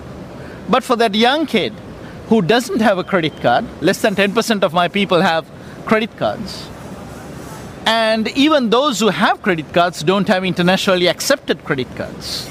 The paywall is not a paywall. It's an insurmountable barrier. So, the bottom line is, some of these proposals that are before wicket are ill-considered and they will cause harm. The first principle of public policy is do no harm.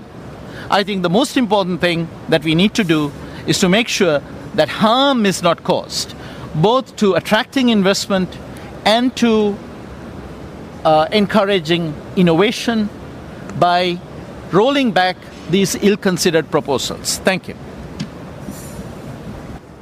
Thank you very much, Rohan, for sharing with us some of the challenges and especially some of the proposals in front of to be considered in front of wicket.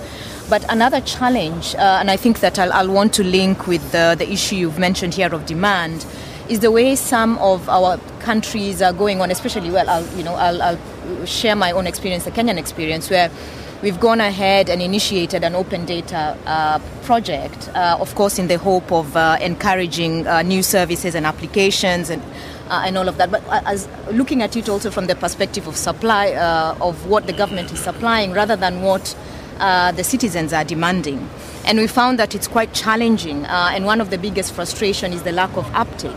And realizing eventually that what we needed to have done as well in parallel to implementing the Open Data Initiative was to create awareness and also create a certain level of digital literacy. So governments really do have, and all stakeholders really do need to have, a number of challenges and have to come up with very innovative ways of dealing with them. And I think the idea, back to what Erica was saying, that first understanding what the environment is, and then understanding, what the demand is extremely important. I would now like to welcome to give the microphone over to Mr. Toru Nakaya from Japan. Toru, please. Thank you, Alice. I'm Toru Nakaya. I'm the head of a research institution attached to the Ministry of Communication of Japan. I'd like to touch on question 1 and question 2 of cluster 2 very briefly. The first question to talk about investment, which was touched upon by the previous speakers. Actually, this is also an issue for Japan.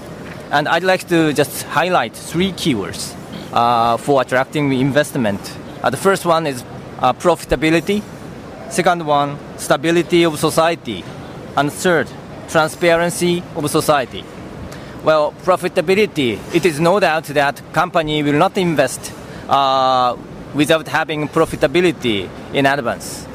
And it is not, prerequisite.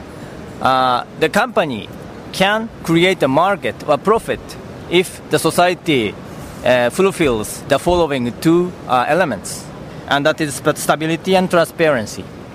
And stability of society that is related to the predictability of the plan or business.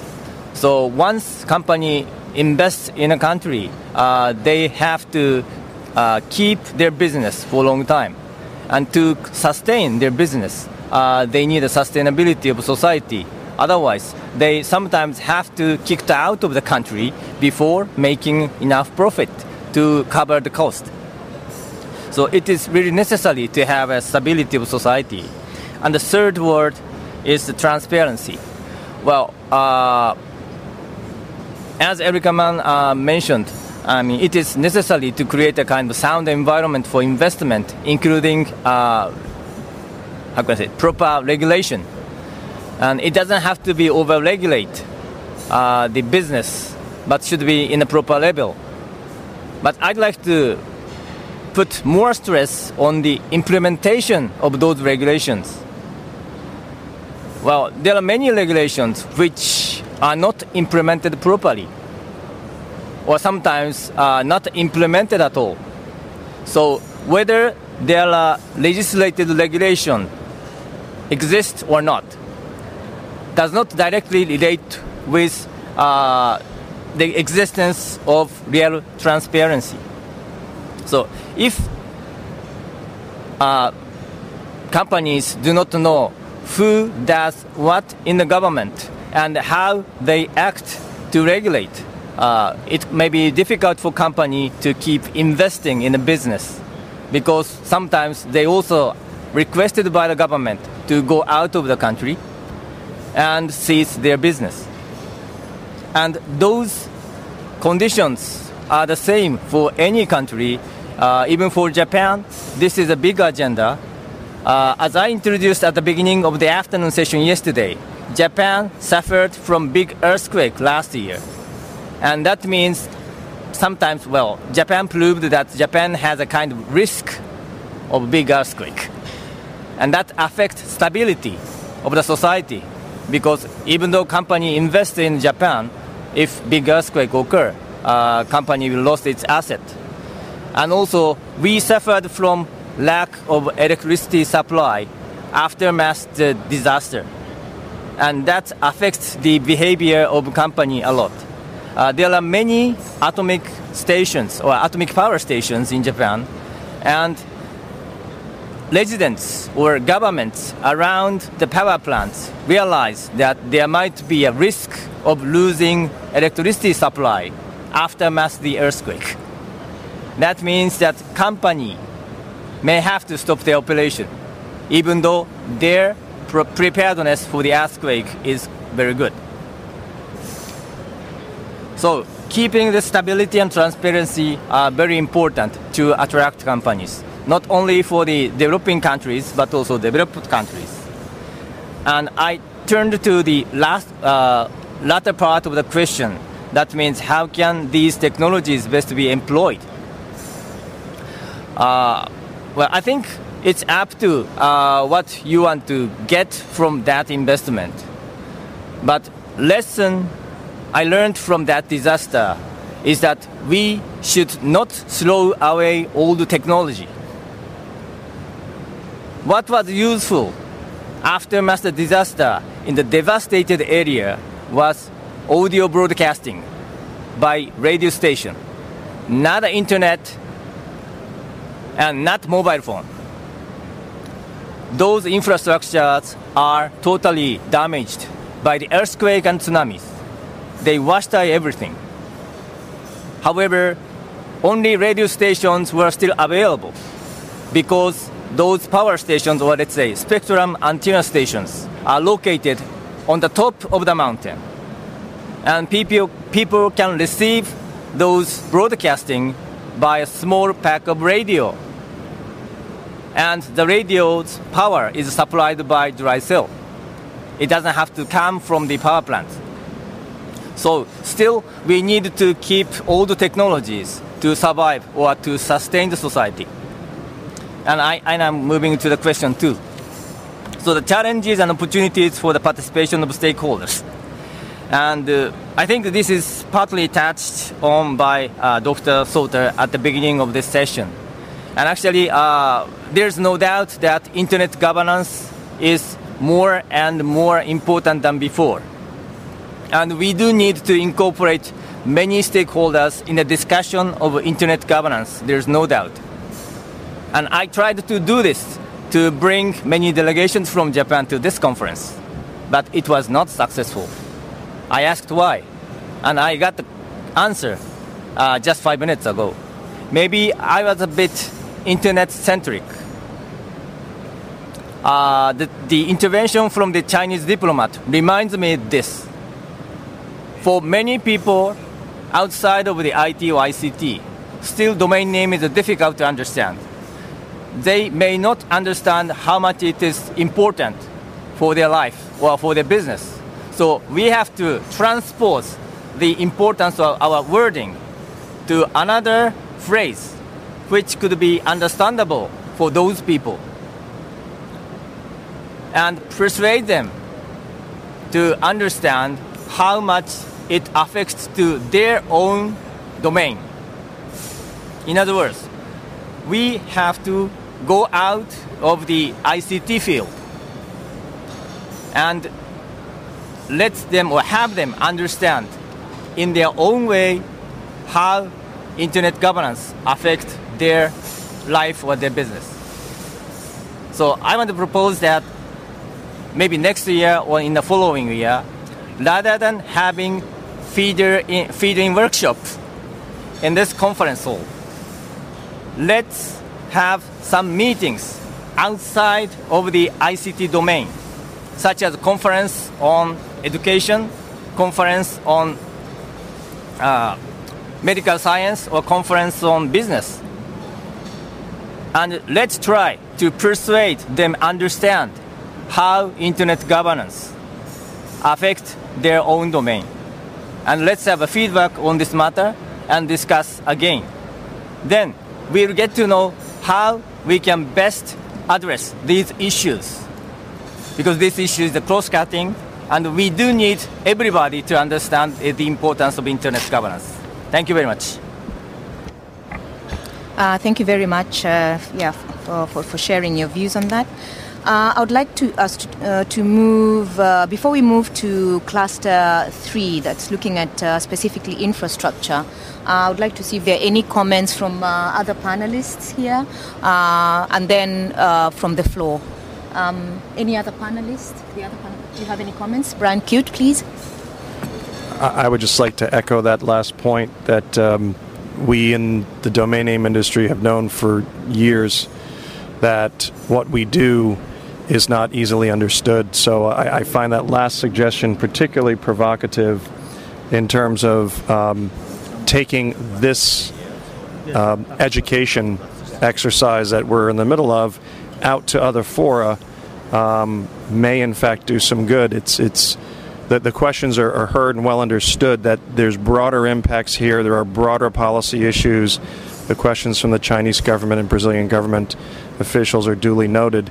But we do tend to live in this world of domain names, which is unique and bounded and under the ICANN umbrella, but the effects are clearly well beyond that. I think that was a very provocative point and one we should consider carefully. Thank you, Brian. Any other panelists? Okay, I would go to the floor now. I see a Brazilian ambassador, please. Thank you. Thank you for the opportunity to comment. When I saw the title of this workshop, I was very excited about participating in a discussion on issues of interest for developing countries. We are convinced of the importance of internet governance, of course. We have been participating in many dimensions as government, as other stakeholders in Brazil participating actively. So we are pretty convinced of the importance of internet governance. It is important to hear on examples or successful examples in countries that have already in place instruments for internet to develop fully.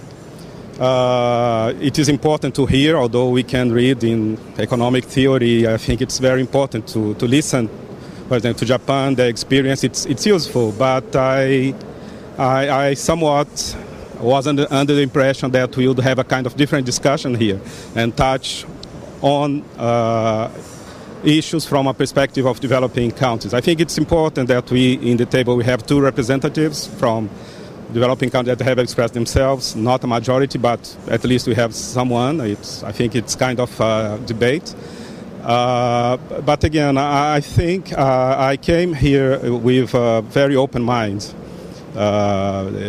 We have been we want to engage more. We want to see what kind of bridges we can build between what is being done here, what is being done elsewhere.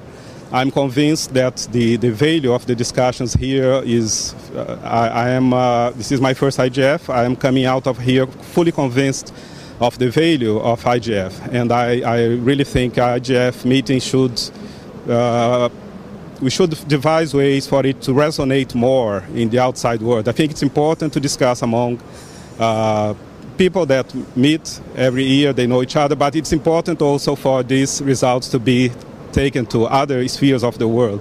Although maybe it is not exactly in the mind frame of some that other parts of the world should participate because maybe they are not knowledgeable enough, not illuminated enough.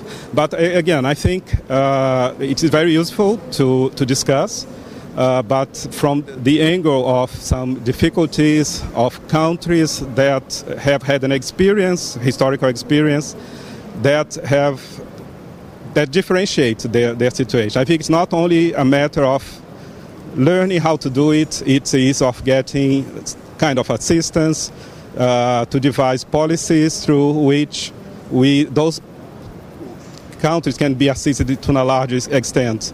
Of course, being from a government and representing and talking to people that have the responsibility to design public policies, we are concerned about what can we take from here to bring there. So I think it's very important that also, not only from the angle maybe of some technical aspect to be considered, some experiences that are successful, I think they are very important, but what kind of thinking can come out of these meetings that on a global perspective take into account different situations, different experiences.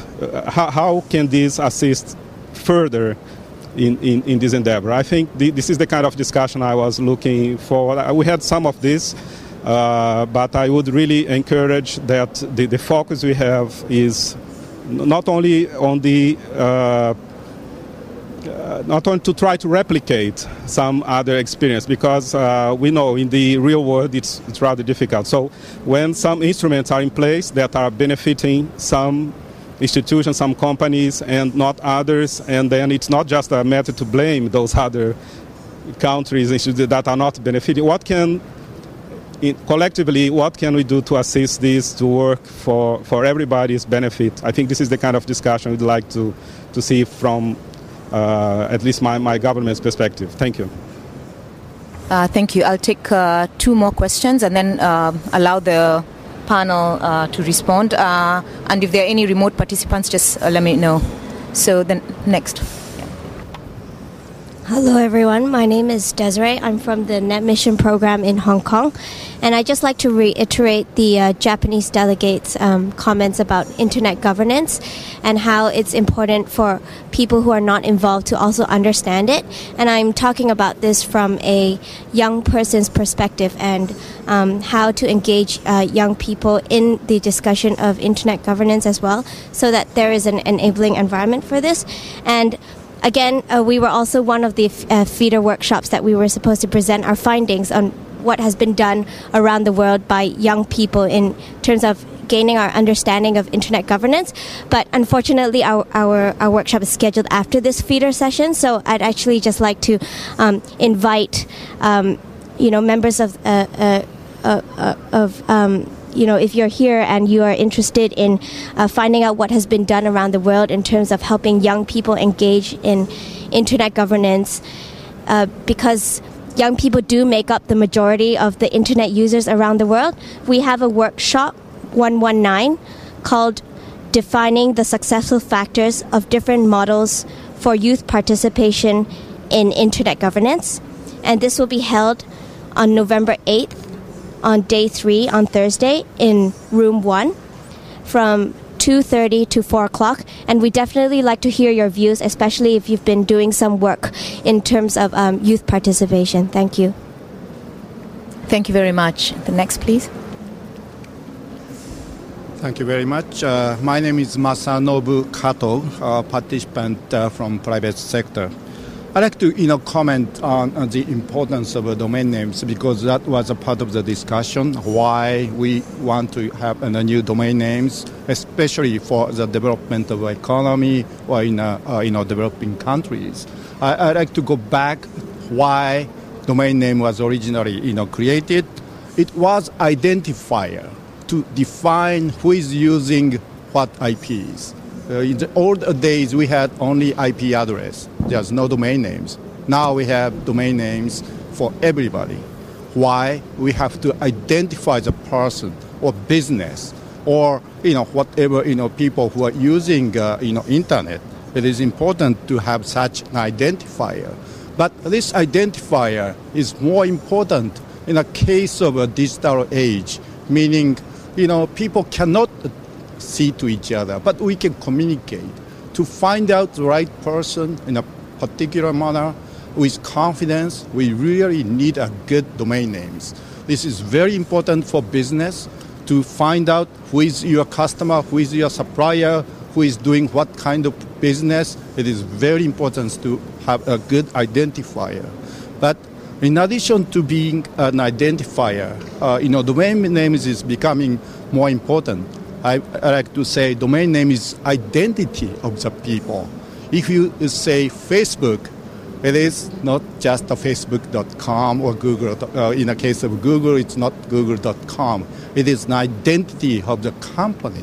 So if you have a good domain names for your business in developing countries, you can identify the importance and the reliance of your product and service and so on. That's why such identity aspect of domain names are important. And we have to again go back to this original meaning of domain names and see the reality. And you have to again use those for business purpose or all education, social services and so on, going back to the original important meaning of domain names. Thank you very much. Thank you, sir. Do you have any remote participants? No. Okay. Panel, yes, Rohan, David, and Erica. I'd like to respond to the comments made by the Brazilian ambassador. I do believe that it is important to address development issues, in the sense that I think in the United States, when the internet came about, there was a pre-existing infrastructure that it rode on. In many of our countries, there is no pre-existing infrastructure for it to ride on. So there are those who come and talk to me about, for example, the country with the lowest telecommunications penetration in the world today, Myanmar, and talk about how internet can do this or internet can do that. But when nobody has got any electronic connectivity, there's very little that you can do. So I think it's important that you also address that lower level of infrastructure that, for example, we have been focusing on for the last 8 years. But these are not insulated. There's interaction between these things. So, for example, you can have many things going on in the internet that influence what is going on at the lower levels and vice versa. The issue, I think, that we have to also remember is that a multi-stakeholder platform such as IGF will allow us to have this conversation. I think there was an earlier comment about people living in their little silos and not talking across the silos. So I think this is a wonderful opportunity for people to talk across these different languages and different silos. That doesn't mean to say that we need international treaties. We don't need international treaties. When I look at a lot of the proposals that are being made before Wicket for the ITRs, I say, what on earth are these things doing in an international treaty? You don't need an international treaty to say that networks will be optimally utilized. Those are all national matters. Those are things we can discuss within our countries. International treaties should be limited to what they and they alone need to do. But instead, we have this situation where people whose business models are not working are running to whoever and asking for international support or whatever to support their inability to innovate, basically. So I think we need more of these kinds of conversations and less of the kinds of conversations, sadly, that we will be having in Dubai next month. Thank you. Thank you, Rohan. Erika, and then David.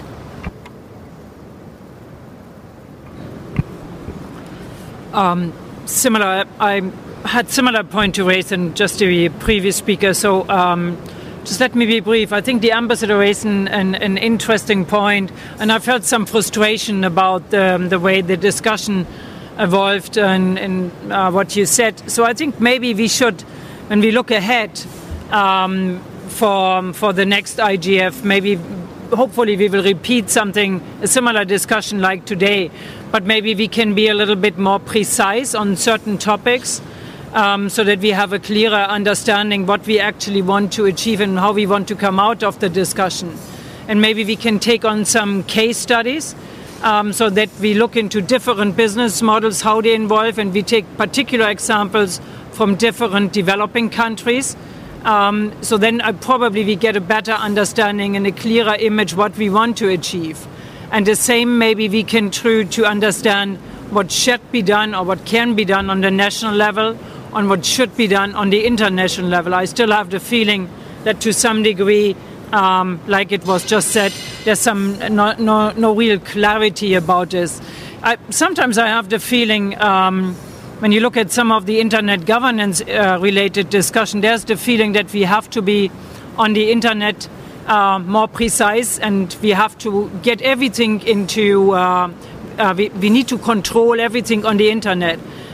Sometimes I have to smile to myself because, I mean, we all, if we admit, we can control our reality.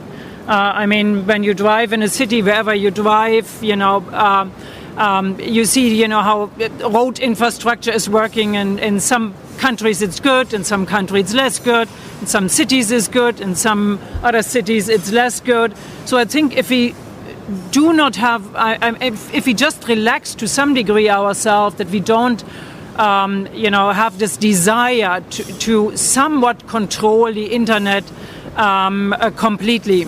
There's this desire which some governments feel. I'm not talking about you, Ambassador, and not about your government. This was not not what I wanted to say, so please don't get me wrong. Talking about our European governments, that's true for all over the world, so please don't get me wrong.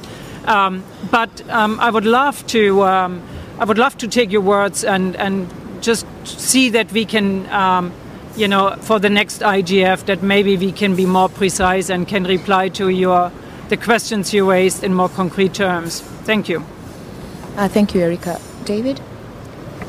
Can I make 3 comments, I think? 2 short ones picking up on points that have been made, which stem from recent work I've done in your country, actually, Alice. So one to do with domain names. Now, one thing that struck me in particular in work I was recently doing on the Kenyan internet governance environment about the domain name there, that was this: there are 10 million .uk domains.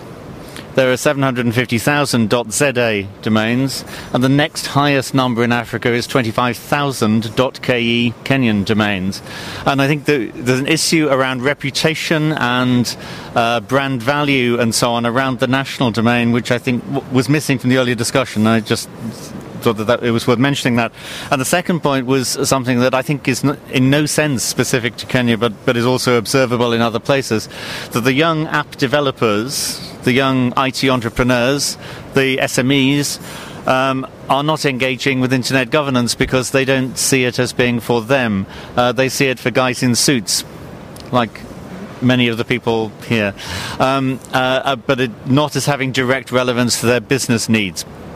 But they're the next generation of people who have the technical knowledge, so I think that's important to try to draw them in.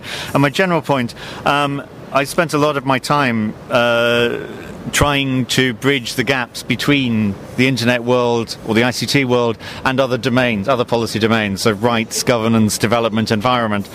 And I think the image of silos, which Rohan just raised, what I kind of see is silos which are separated by paradigm gaps, and there are people on the top of silos shouting to each other across the paradigm gaps. And that's not actually what we want. So I was very taken with my neighbour's suggestion of bringing the internet governance world, us here, into other fora which belong to other policy domains or other communities. One thing I'd say about that is that the crucial thing is that it should not be about us going to them and saying the internet governance issues are important to you because. It should be us listening to them about why aspects of the internet are important to them and why we should respond to their needs. So we should be listening to them and responding to them. I have, as Chengetai is on the platform, I have a radical suggestion.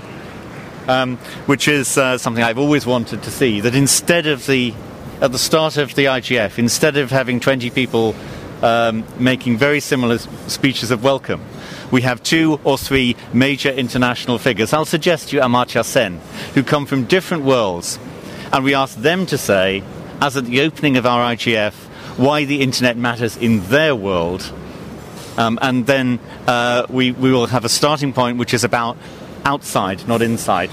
That's my radical suggestion for you. Thank you, David. Yeah, I would like to make one comment about the issue you just made, or the point you made about brand value. I didn't, maybe I did misunderstand the point a little bit. But I think it's important to recognize, the numbers. Obviously, I'm not from, not exactly don't know exactly how many domain names Kenya has, but numbers seem to be right.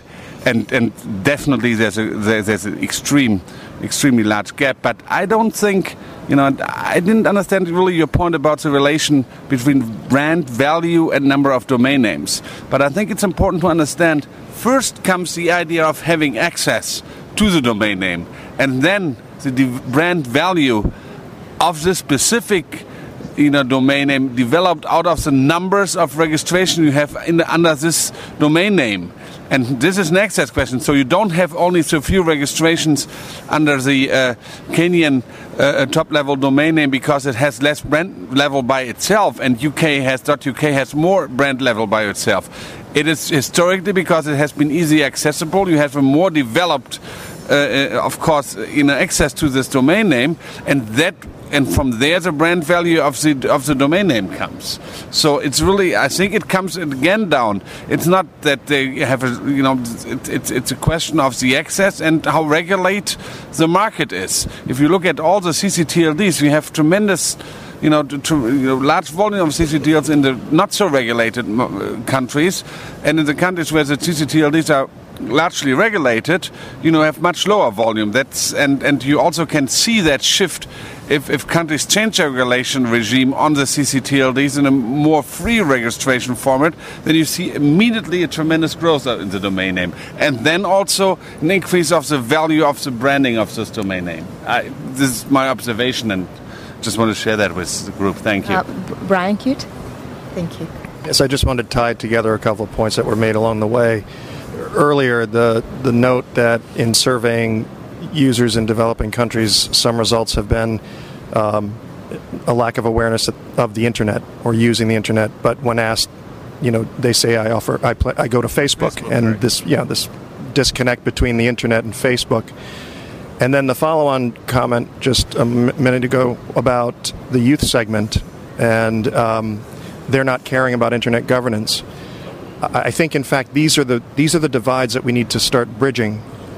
And the anecdote that comes to my mind is my 17-year-old son, who's gaming all the time. He's a typical teenager, and he's on games and he's using social media. And whether it's him or youth around the world on their mobile phones in developing countries, they are very, very active. And maybe they're not aware that it's the internet that's underlying all of this. But when in the U.S. a legislative proposal called SOPA was put on the table that might have had the impact of affecting the DNS negatively, suddenly my 17-year-old son started harassing me about, Dad, what's going on with the internet? Why aren't you doing something about it? So they do care. Yes. And it's how and when it comes to their attention. And I think that this, in a way, is that divide that we're identifying that we need to start finding a way to bridge and communicate across, so that internet governance, wherever you are and however you're using it, is understood on a fundamental level. That's right. Yes. Thank you. I wanted to raise the importance once again of thinking about domain names as identifiers, as it was rightly pointed here, and identifiers to precise content belonging to particular communities.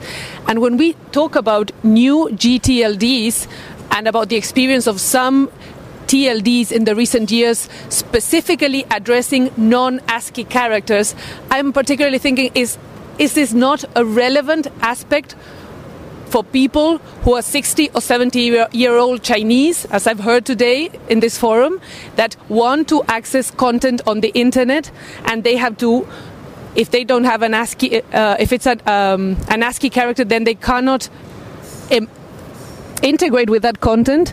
I think we do have relevant issues regarding new GTLDs or TLDs that are related specifically to how communities identify themselves with content on the internet, and that is what makes the internet relevant for them. Thank you very much. I have Rohan, but before then I want to give the floor to Chintra, who's been waiting, and then come back to Rohan.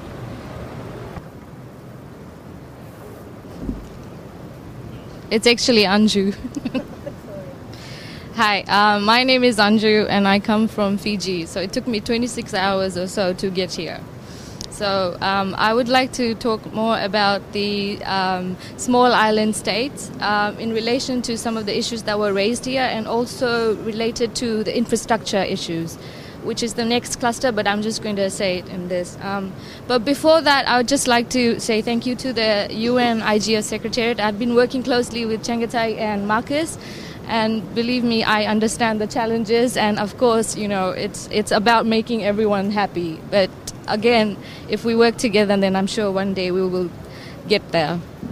I would just like to emphasize what the panelists from Japan said, that ICT is not only about involving managers or technologies or ICT managers or internet security officers or managers, but it's also about how we can integrate ICT within the agriculture, within the forestry, within the education, and all the other sectors. Our panel discussion was on small island states, and just to make a few comments on some of the things that were raised. So small island states face a lot of challenges, but we also have tremendous opportunities for demonstrating the transformative power of the internet at the national level and also regional and international level. There was a room full of participants that have addressed issues and challenges that face, but also provided some great insights on the ongoing initiatives in their countries like Mauritius, Jamaica, Fiji, Cook Islands, Samoa, Trinidad, Tobago, St. Kitts, Nevis, and other countries.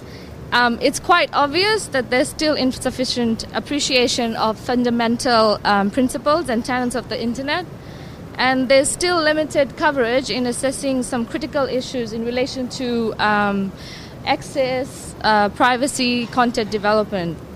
Overcoming infrastructure is one of the key issues that were brought up, and there's still limited technical resources, and what we need to do in order to overcome some of the challenges, for example, having local content development and also integrated within the different systems that we have.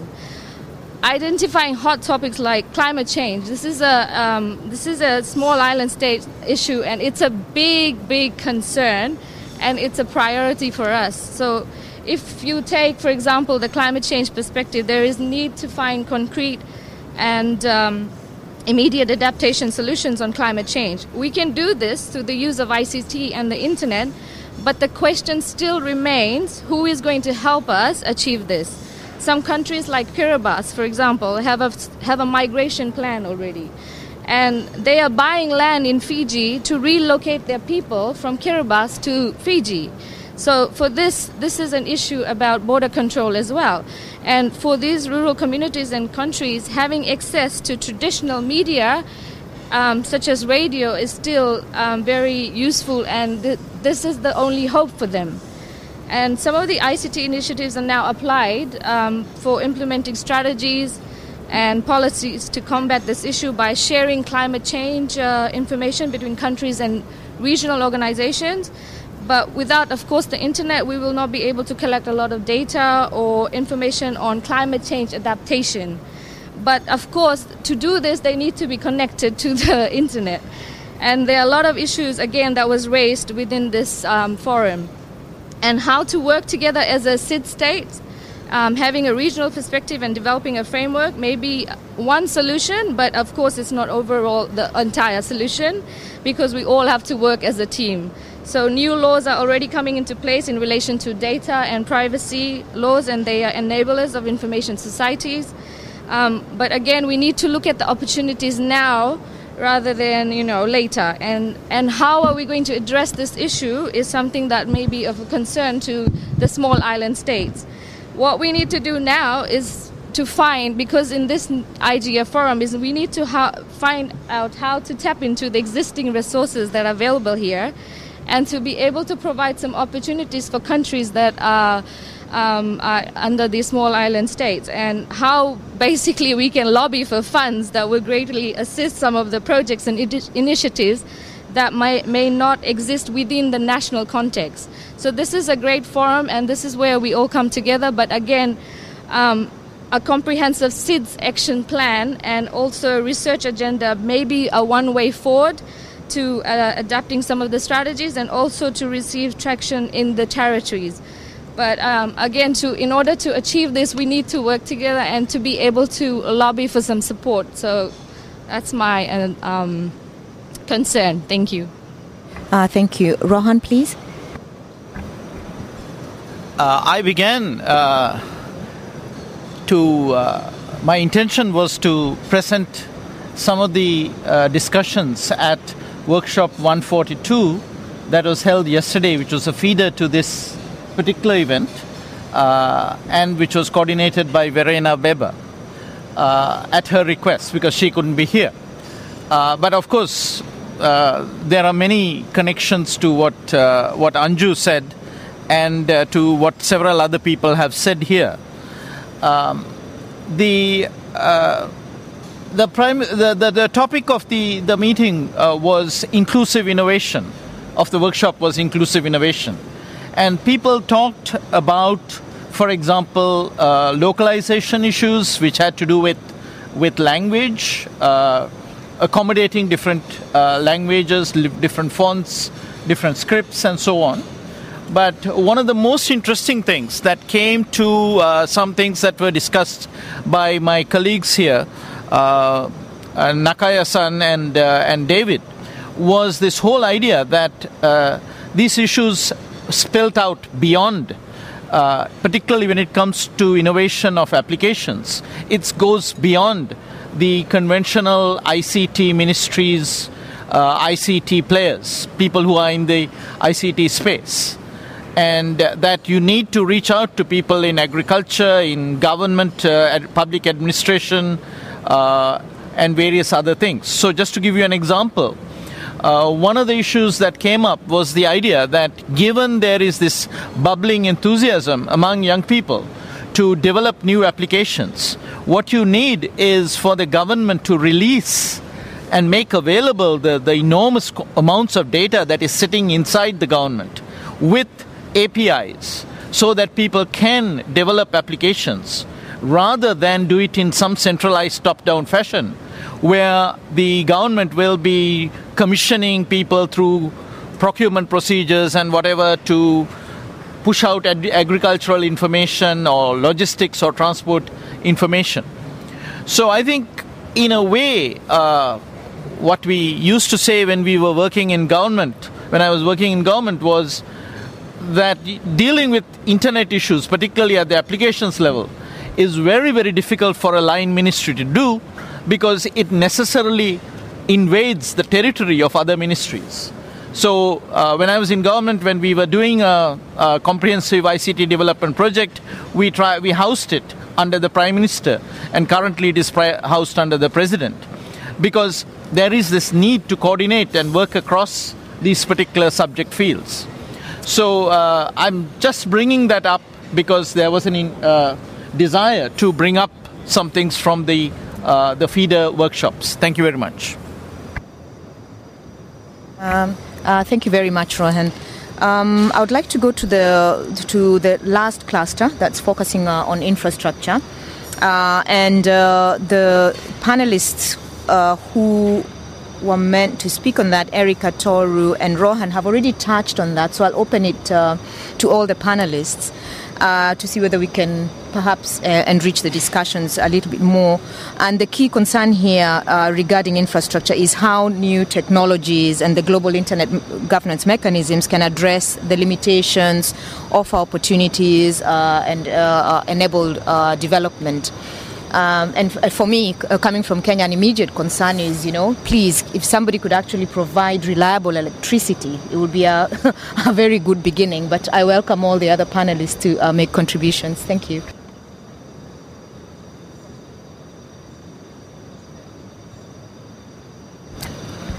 Thank you. I'm happy to have a second run at this. We did talk about infrastructure. What I do mostly in my life is talk about infrastructure. There is no question, for example, that we need the basic infrastructure in place. And when we talk about the infrastructure needed for the internet, it is even more than in the old circuit switch network days. It is a long value chain that has to be looked at. So the value chain, if you wish, begins with sort of the handset and the capabilities that the handset has. And then we look at the access network, which for the most part is wireless in the kinds of environments that I work in. And then we have a domestic backhaul network and an international backhaul network, because the internet, in particular, data services are in particular fundamentally, inseparably almost, international in scope. You cannot, and anywhere, in the same way that we talk about a chain, and how strong is a chain is as strong as its weakest link. So whatever the weakest link is, that is that defines the strength of this particular chain. So when we are looking at infrastructure to support the internet use by people, we must not get hung up on one piece of it, but we must look at all the pieces. So for example, when in our research, we have come to understand that we need to start looking at it from the demand side. That's why we have been studying demand for so many years. From the demand side, we see where the demand is coming up, and it is demand. And when the demand is satisfied with the kind of content that people want, that the people will then invest, for example, in the kinds of handsets that are more sophisticated. So since 2006, in our surveys, we've been asking the bottom of the pyramid respondents, what kinds of handsets are you using, how much did you spend on it, and so on. We are now increasingly beginning to see more expensive ones, the smartphones coming up. And one of the reasons, for example, where they are the highest number of smartphones appearing among the poor is in Java, in Indonesia, and to some extent also in Thailand. And that is because they have the kind of content, they have things that they have to do with it, that they will smart in handsets that are like this. But of course, they don't have to be $500 or whatever. We have smart phones going around in our parts, which are between $40 and $100. And then, of course, there's a very vibrant second-hand market, which has got its own problems, but it really brings down the costs. So this is not an area where we need government intervention. With regard to access networks, we do need the government to do some important things. That is to make available the necessary frequencies. We need spectrum refarming, we need roadmaps. We need that to be made available. And to the extent that fiber is to be laid in the access network, which I don't think is a major factor in our countries, except in the most densely populated areas, there are some things that the government can do to facilitate that as well. But the government's really important role comes with the backhaul networks, both domestic and international. With the domestic backhaul networks, what we have is people going around building backhaul networks, putting in fiber, but not sharing. And it is only government that can create open access regimes.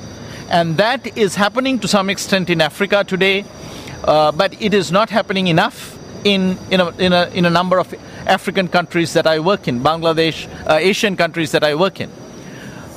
When it comes to the international backhaul, I was at some discussions yesterday, one of the workshops, where people were saying undersea cables.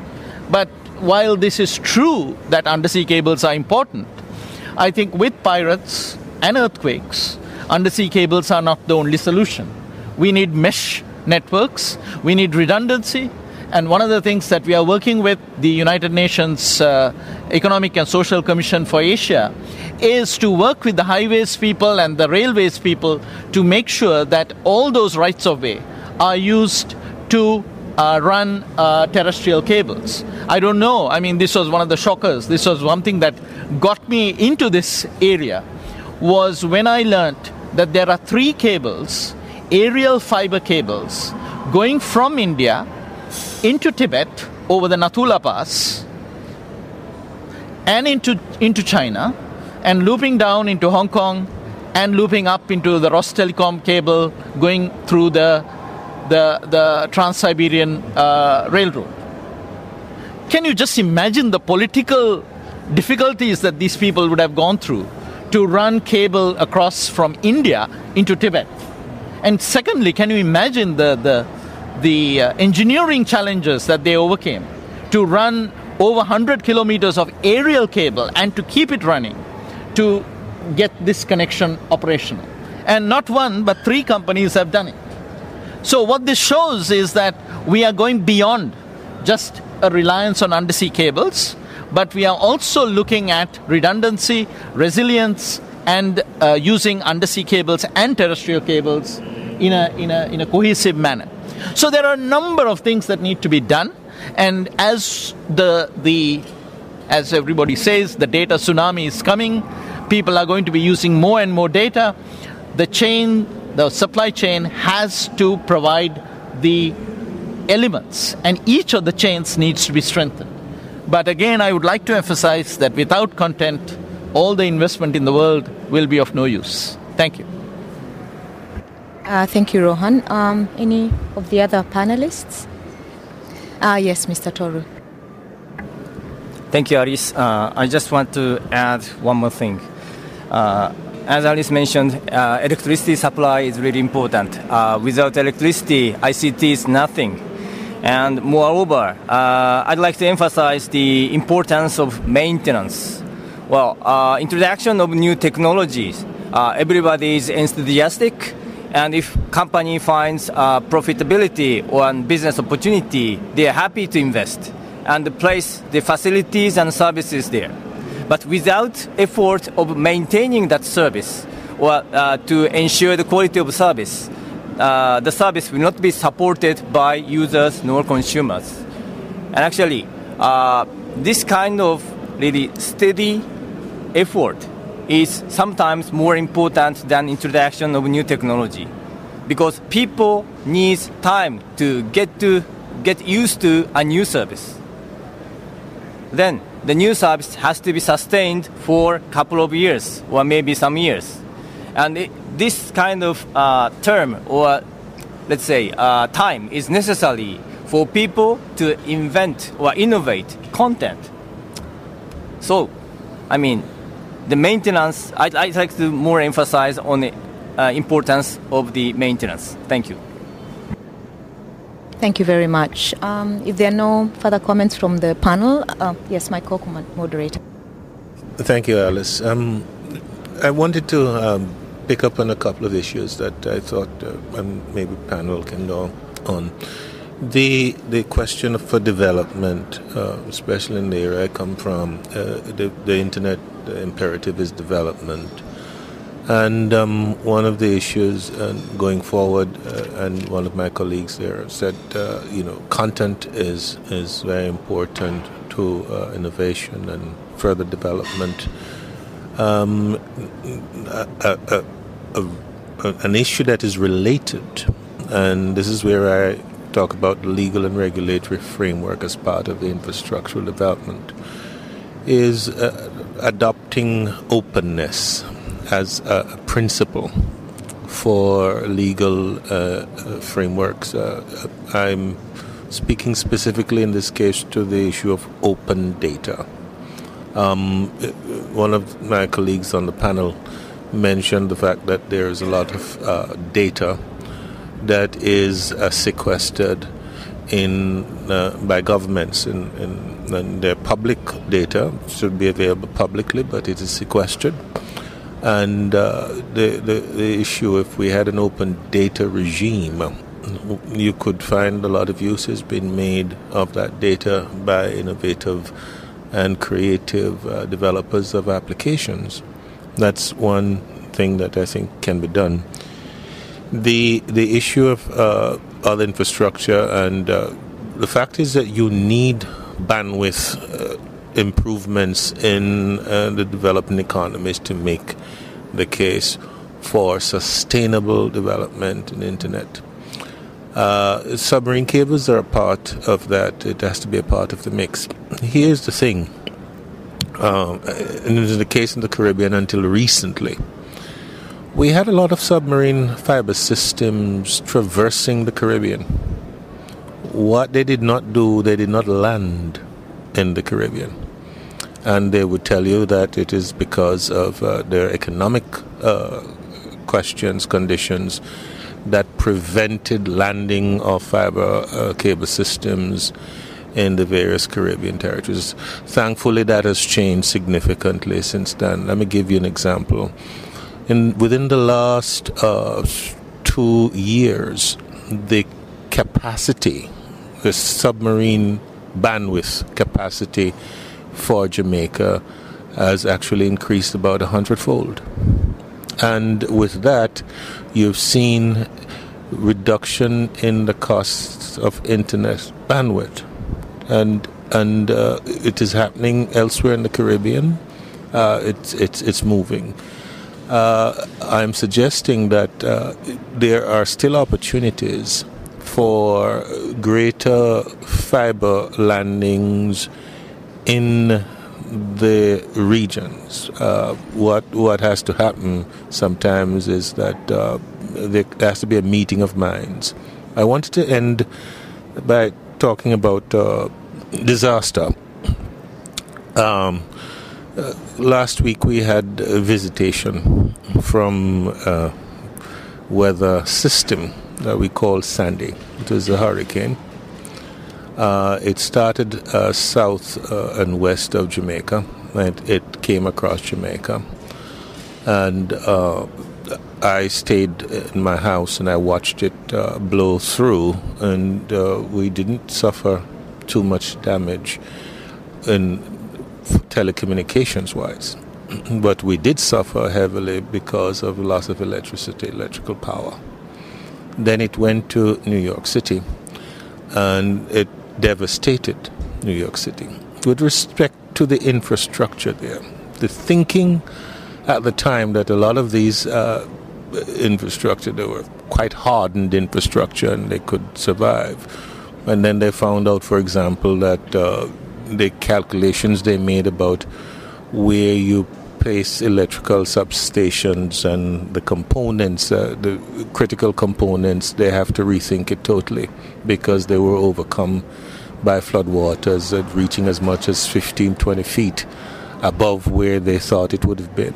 And that has given us pause in the Caribbean, because one of the things that we've always talked about is that for some kinds of infrastructure, we have always looked north for resilient and backup infrastructure.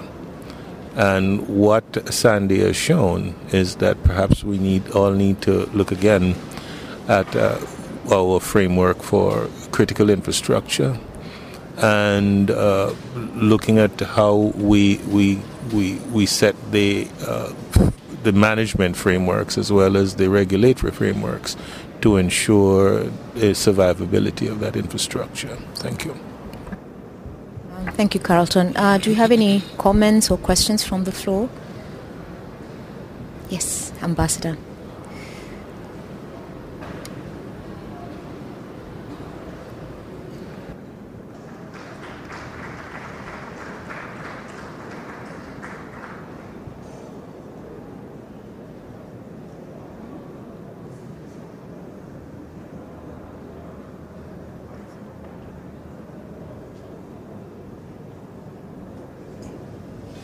Yes, hear me now? Yes. Well, first of all, I'd like to thank all the panelists. This is my first IGF, and this has been very important for me personally. The kind of evaluation assessments I have been hearing here.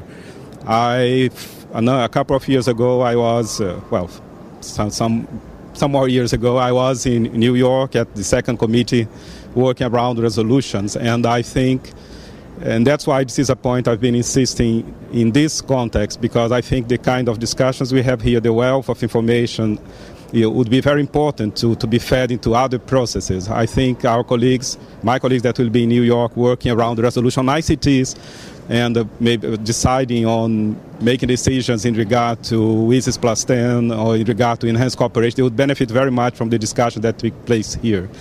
And particularly in regard to this last cluster, I was very glad to hear many important elements. As I said from the beginning, from the perspective I was taking at the beginning, the first issue was not exactly, let's say, a priority for us.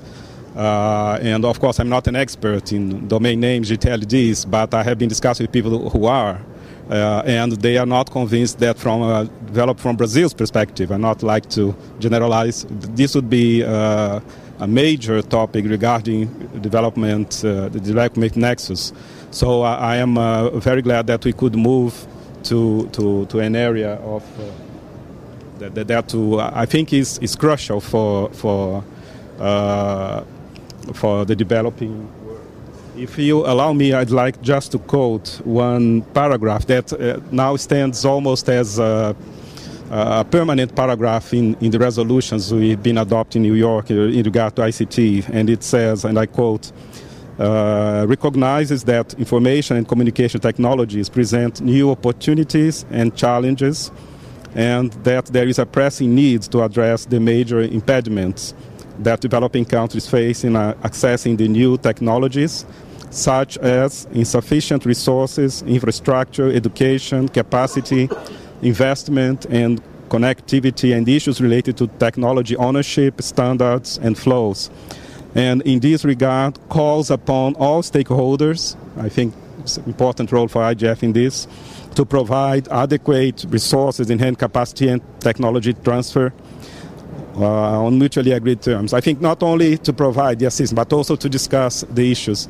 So I was, as it was said, somewhat frustrated that I thought we would examine from this angle of those issues that have been identified as main impediments for developing countries. But I recognize there is an importance in discussing the other issues, so I'd like to thank the panelists, the organizers, but at the same time also saying that as we see the development issue related to internet, we take a rather broader approach, I think in the lines of what was read, taking a comprehensive view of many aspects that deal with some of those we touched here, but go beyond that.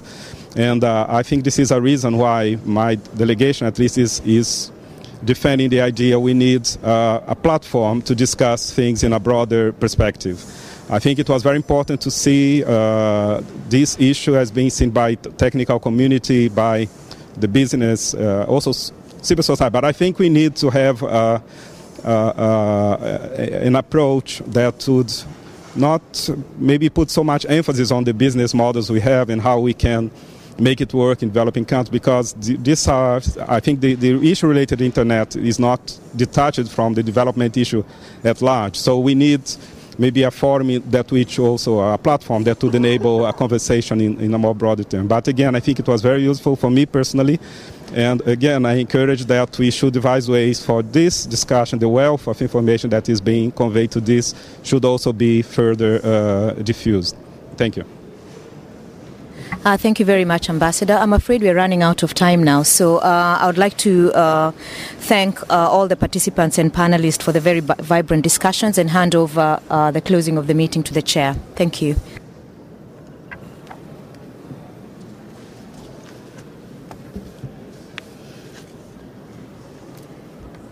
Thank you, Alice. Before closing the session, using the opportunity of having some time left, I would like to summarize our discussions over the cluster 2 and cluster 3. There have been very important keywords throughout those discussions, like innovation, like investment, infrastructure, ICT services, and stakeholders, and how they will how will they interface into internet governance, policy development, and infrastructure development, new technologies, mechanisms, lots of very topical keywords. Actually, the takeovers, the very high level from those discussions, I believe, are that the most important message in terms of the enabling environment issues, in terms of the investment issues, and tackling challenges and bringing new opportunities, would be, as Erika Mann from Facebook clearly explained, that there is no single solution, and there are different opportunities. And the model that she described to us, that we have a lot of global opportunities and we have a lot of local, national environments, to the extent of the interface, the efficient interface between those two, we will be getting to the overall efficient internet governance all over the world. The another takeover from the discussions was that internet economy is highly complex. It's very highly complex, and the word of complex is very dangerous for me, because it differs from being complicated, because complication is something that you know which is difficult, but complex, which means that you have something which you don't know where you're going to. And another issues that I took from those discussions are how various sectors are interrelated. In other words, interface between those sectors, in the sense of the investment and infrastructure development. Very interesting highlights we heard throughout the questions and answers, and very good explanation by the distinguished panelists, that we are at the very early phase of the very long-term IG development, internet governance, and we are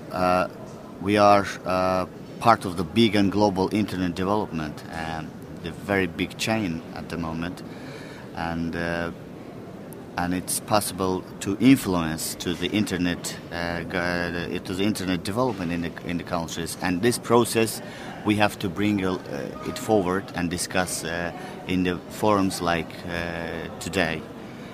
I very much it's really the useful insights we got out of the discussions by Rohan today, that some of those thoughts are really new for me. For example, that people were using applications rather than talking about internet as part of their research results. That's really interesting. And this is a message that we have to take on board and develop further, because that's really research done by the think tanks, as he clearly explained. I mean, people are using internet, but they're not talking about internet. They're using the applications. That's a very important message for us as part of the forum today. And it's really interesting to hear about demand and content that creates demand, and the content that creates the whole demand. Actually, content and demand and business environment, these three together, creating a model, very high level model that, regardless whether this is the developing world or the developed world, or it's for all parts of the world, it is going to be the model that we have to take seriously, how we are going to maximize the interface between those three. And some information that some companies in Asia making money on bits but not on customers was really a good beat, more of the technical, but still from the strategic development point of view, it's really again the big chunk of information over there. And again, throughout the discussions we have discussed, and we have expressed the views that investment is done on business environment, not as percentage of revenues. This is part of the experiences from the Asian experiences, from the Indonesian, as was expressed by Rohan. And quite importantly, and one of the most important things, is to encourage innovation in the process. I very carefully listened to the deliberations done by Nakaya-san. It's quite, if you notice, he very clearly gave the three major points: the profitability, the stability for society, and the transparency of society, and how these three areas interlink together, and what are the challenges per each sector, per each area, and what are the opportunities. The opportunity exists in further developments, and that in order to sustain companies to continue in investing in business, this is going to be this has been one of the challenges, actually, to sustain companies. And quite interesting to hear that in some cases, based on the external factors, we have to stick to the old technologies, like experience in the case of Japan, because we have to stick to the old technology in order to survive.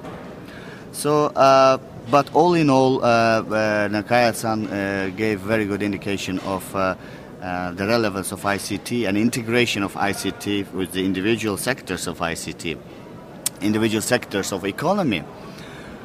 Using the opportunity, I would like to ask the audience which one or who believe that, say, 50% of the heart attacks could be prevented if we do proper and efficient ICT. Do you believe so? Do you believe? I want to see the hands up. And okay, you see, okay, many hands up. You see. How many of you believe that 90% of say accidents could be prevented? Do you believe so? You don't? Okay, this is the general belief based on quite comprehensive research that this is achievable, not only in healthcare and transportation, but many other spheres of economy, of our daily life. I really liked the comments made by Excellency Ambassador of Brazil, that overall at very high level, that collectively what can we do is to assist to assist for more broader interface between the regions, between the countries, and the questions and very comprehensive answers by the panelists and my observations on the role of young people in the process is quite big. As was correctly mentioned, that young people do make up the majority of the internet users around the world. That's fact. That's the reality. But all in all, I also would like to emphasize on the important role of domain names, because whether this is an identifier on who is using what and providing a path to the overall development. And it's important to highlight that we have to have a good identifier, otherwise we're not going to go to the point where we want to.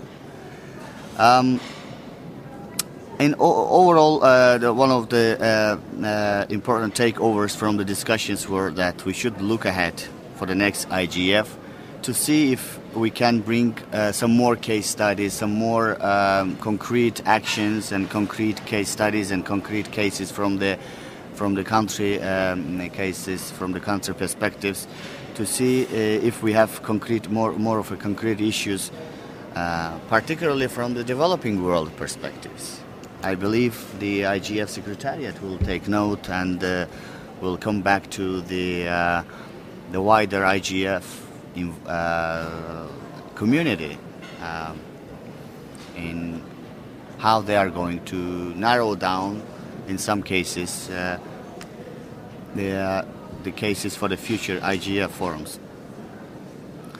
The interesting statistics from David, that on one hand we're talking about 10 million .uk versus 25,000 .ke Kenyans. But I would rather discuss not the statistical or the quantitative differences, but the growth agenda.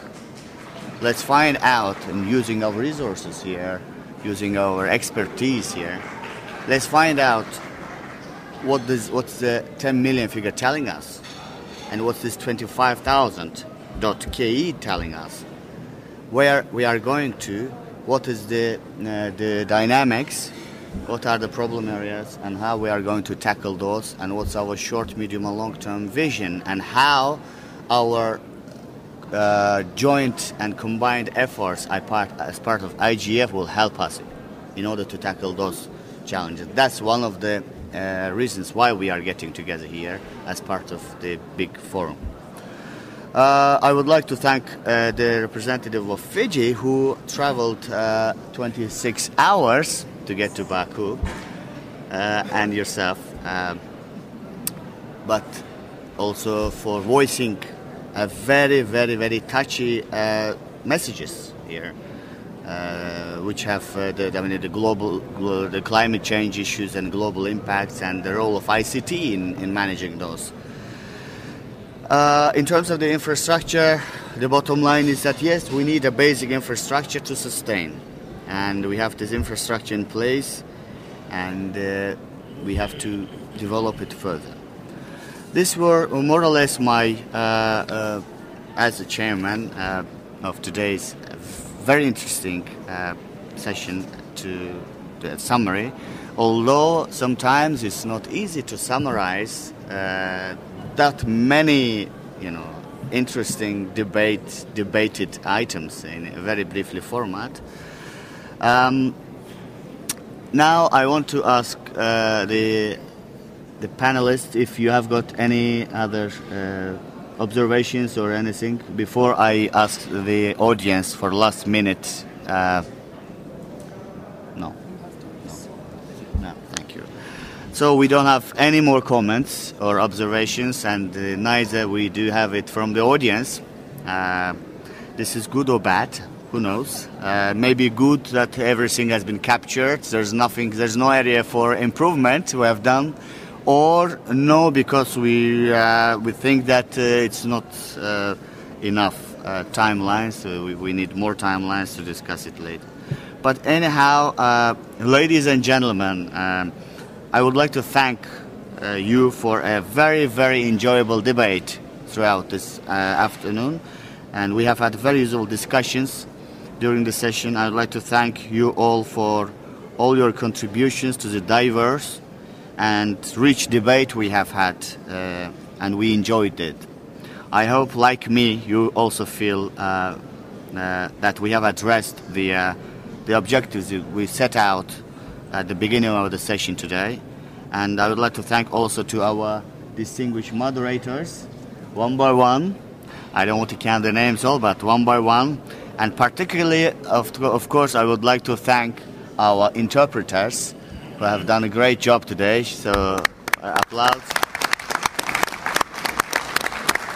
I would like to thank individually the distinguished delegates and participants of session that you have shown great patience that you have stayed here until the end of the session. Thank you. I consider the session to be completed. Thank you.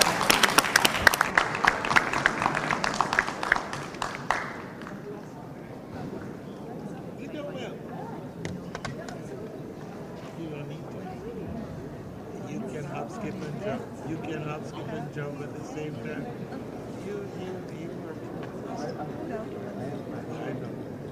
Yes. Because I was looking for you, so I said, where's Alex? He said he's going to come talk to you. But he's only going to be what you tell him. Thank you. Thank you. Wonderful. Thank you. Alex, so wonderful. Thank you, Brian. Thank you so much. We couldn't stop without you. We couldn't.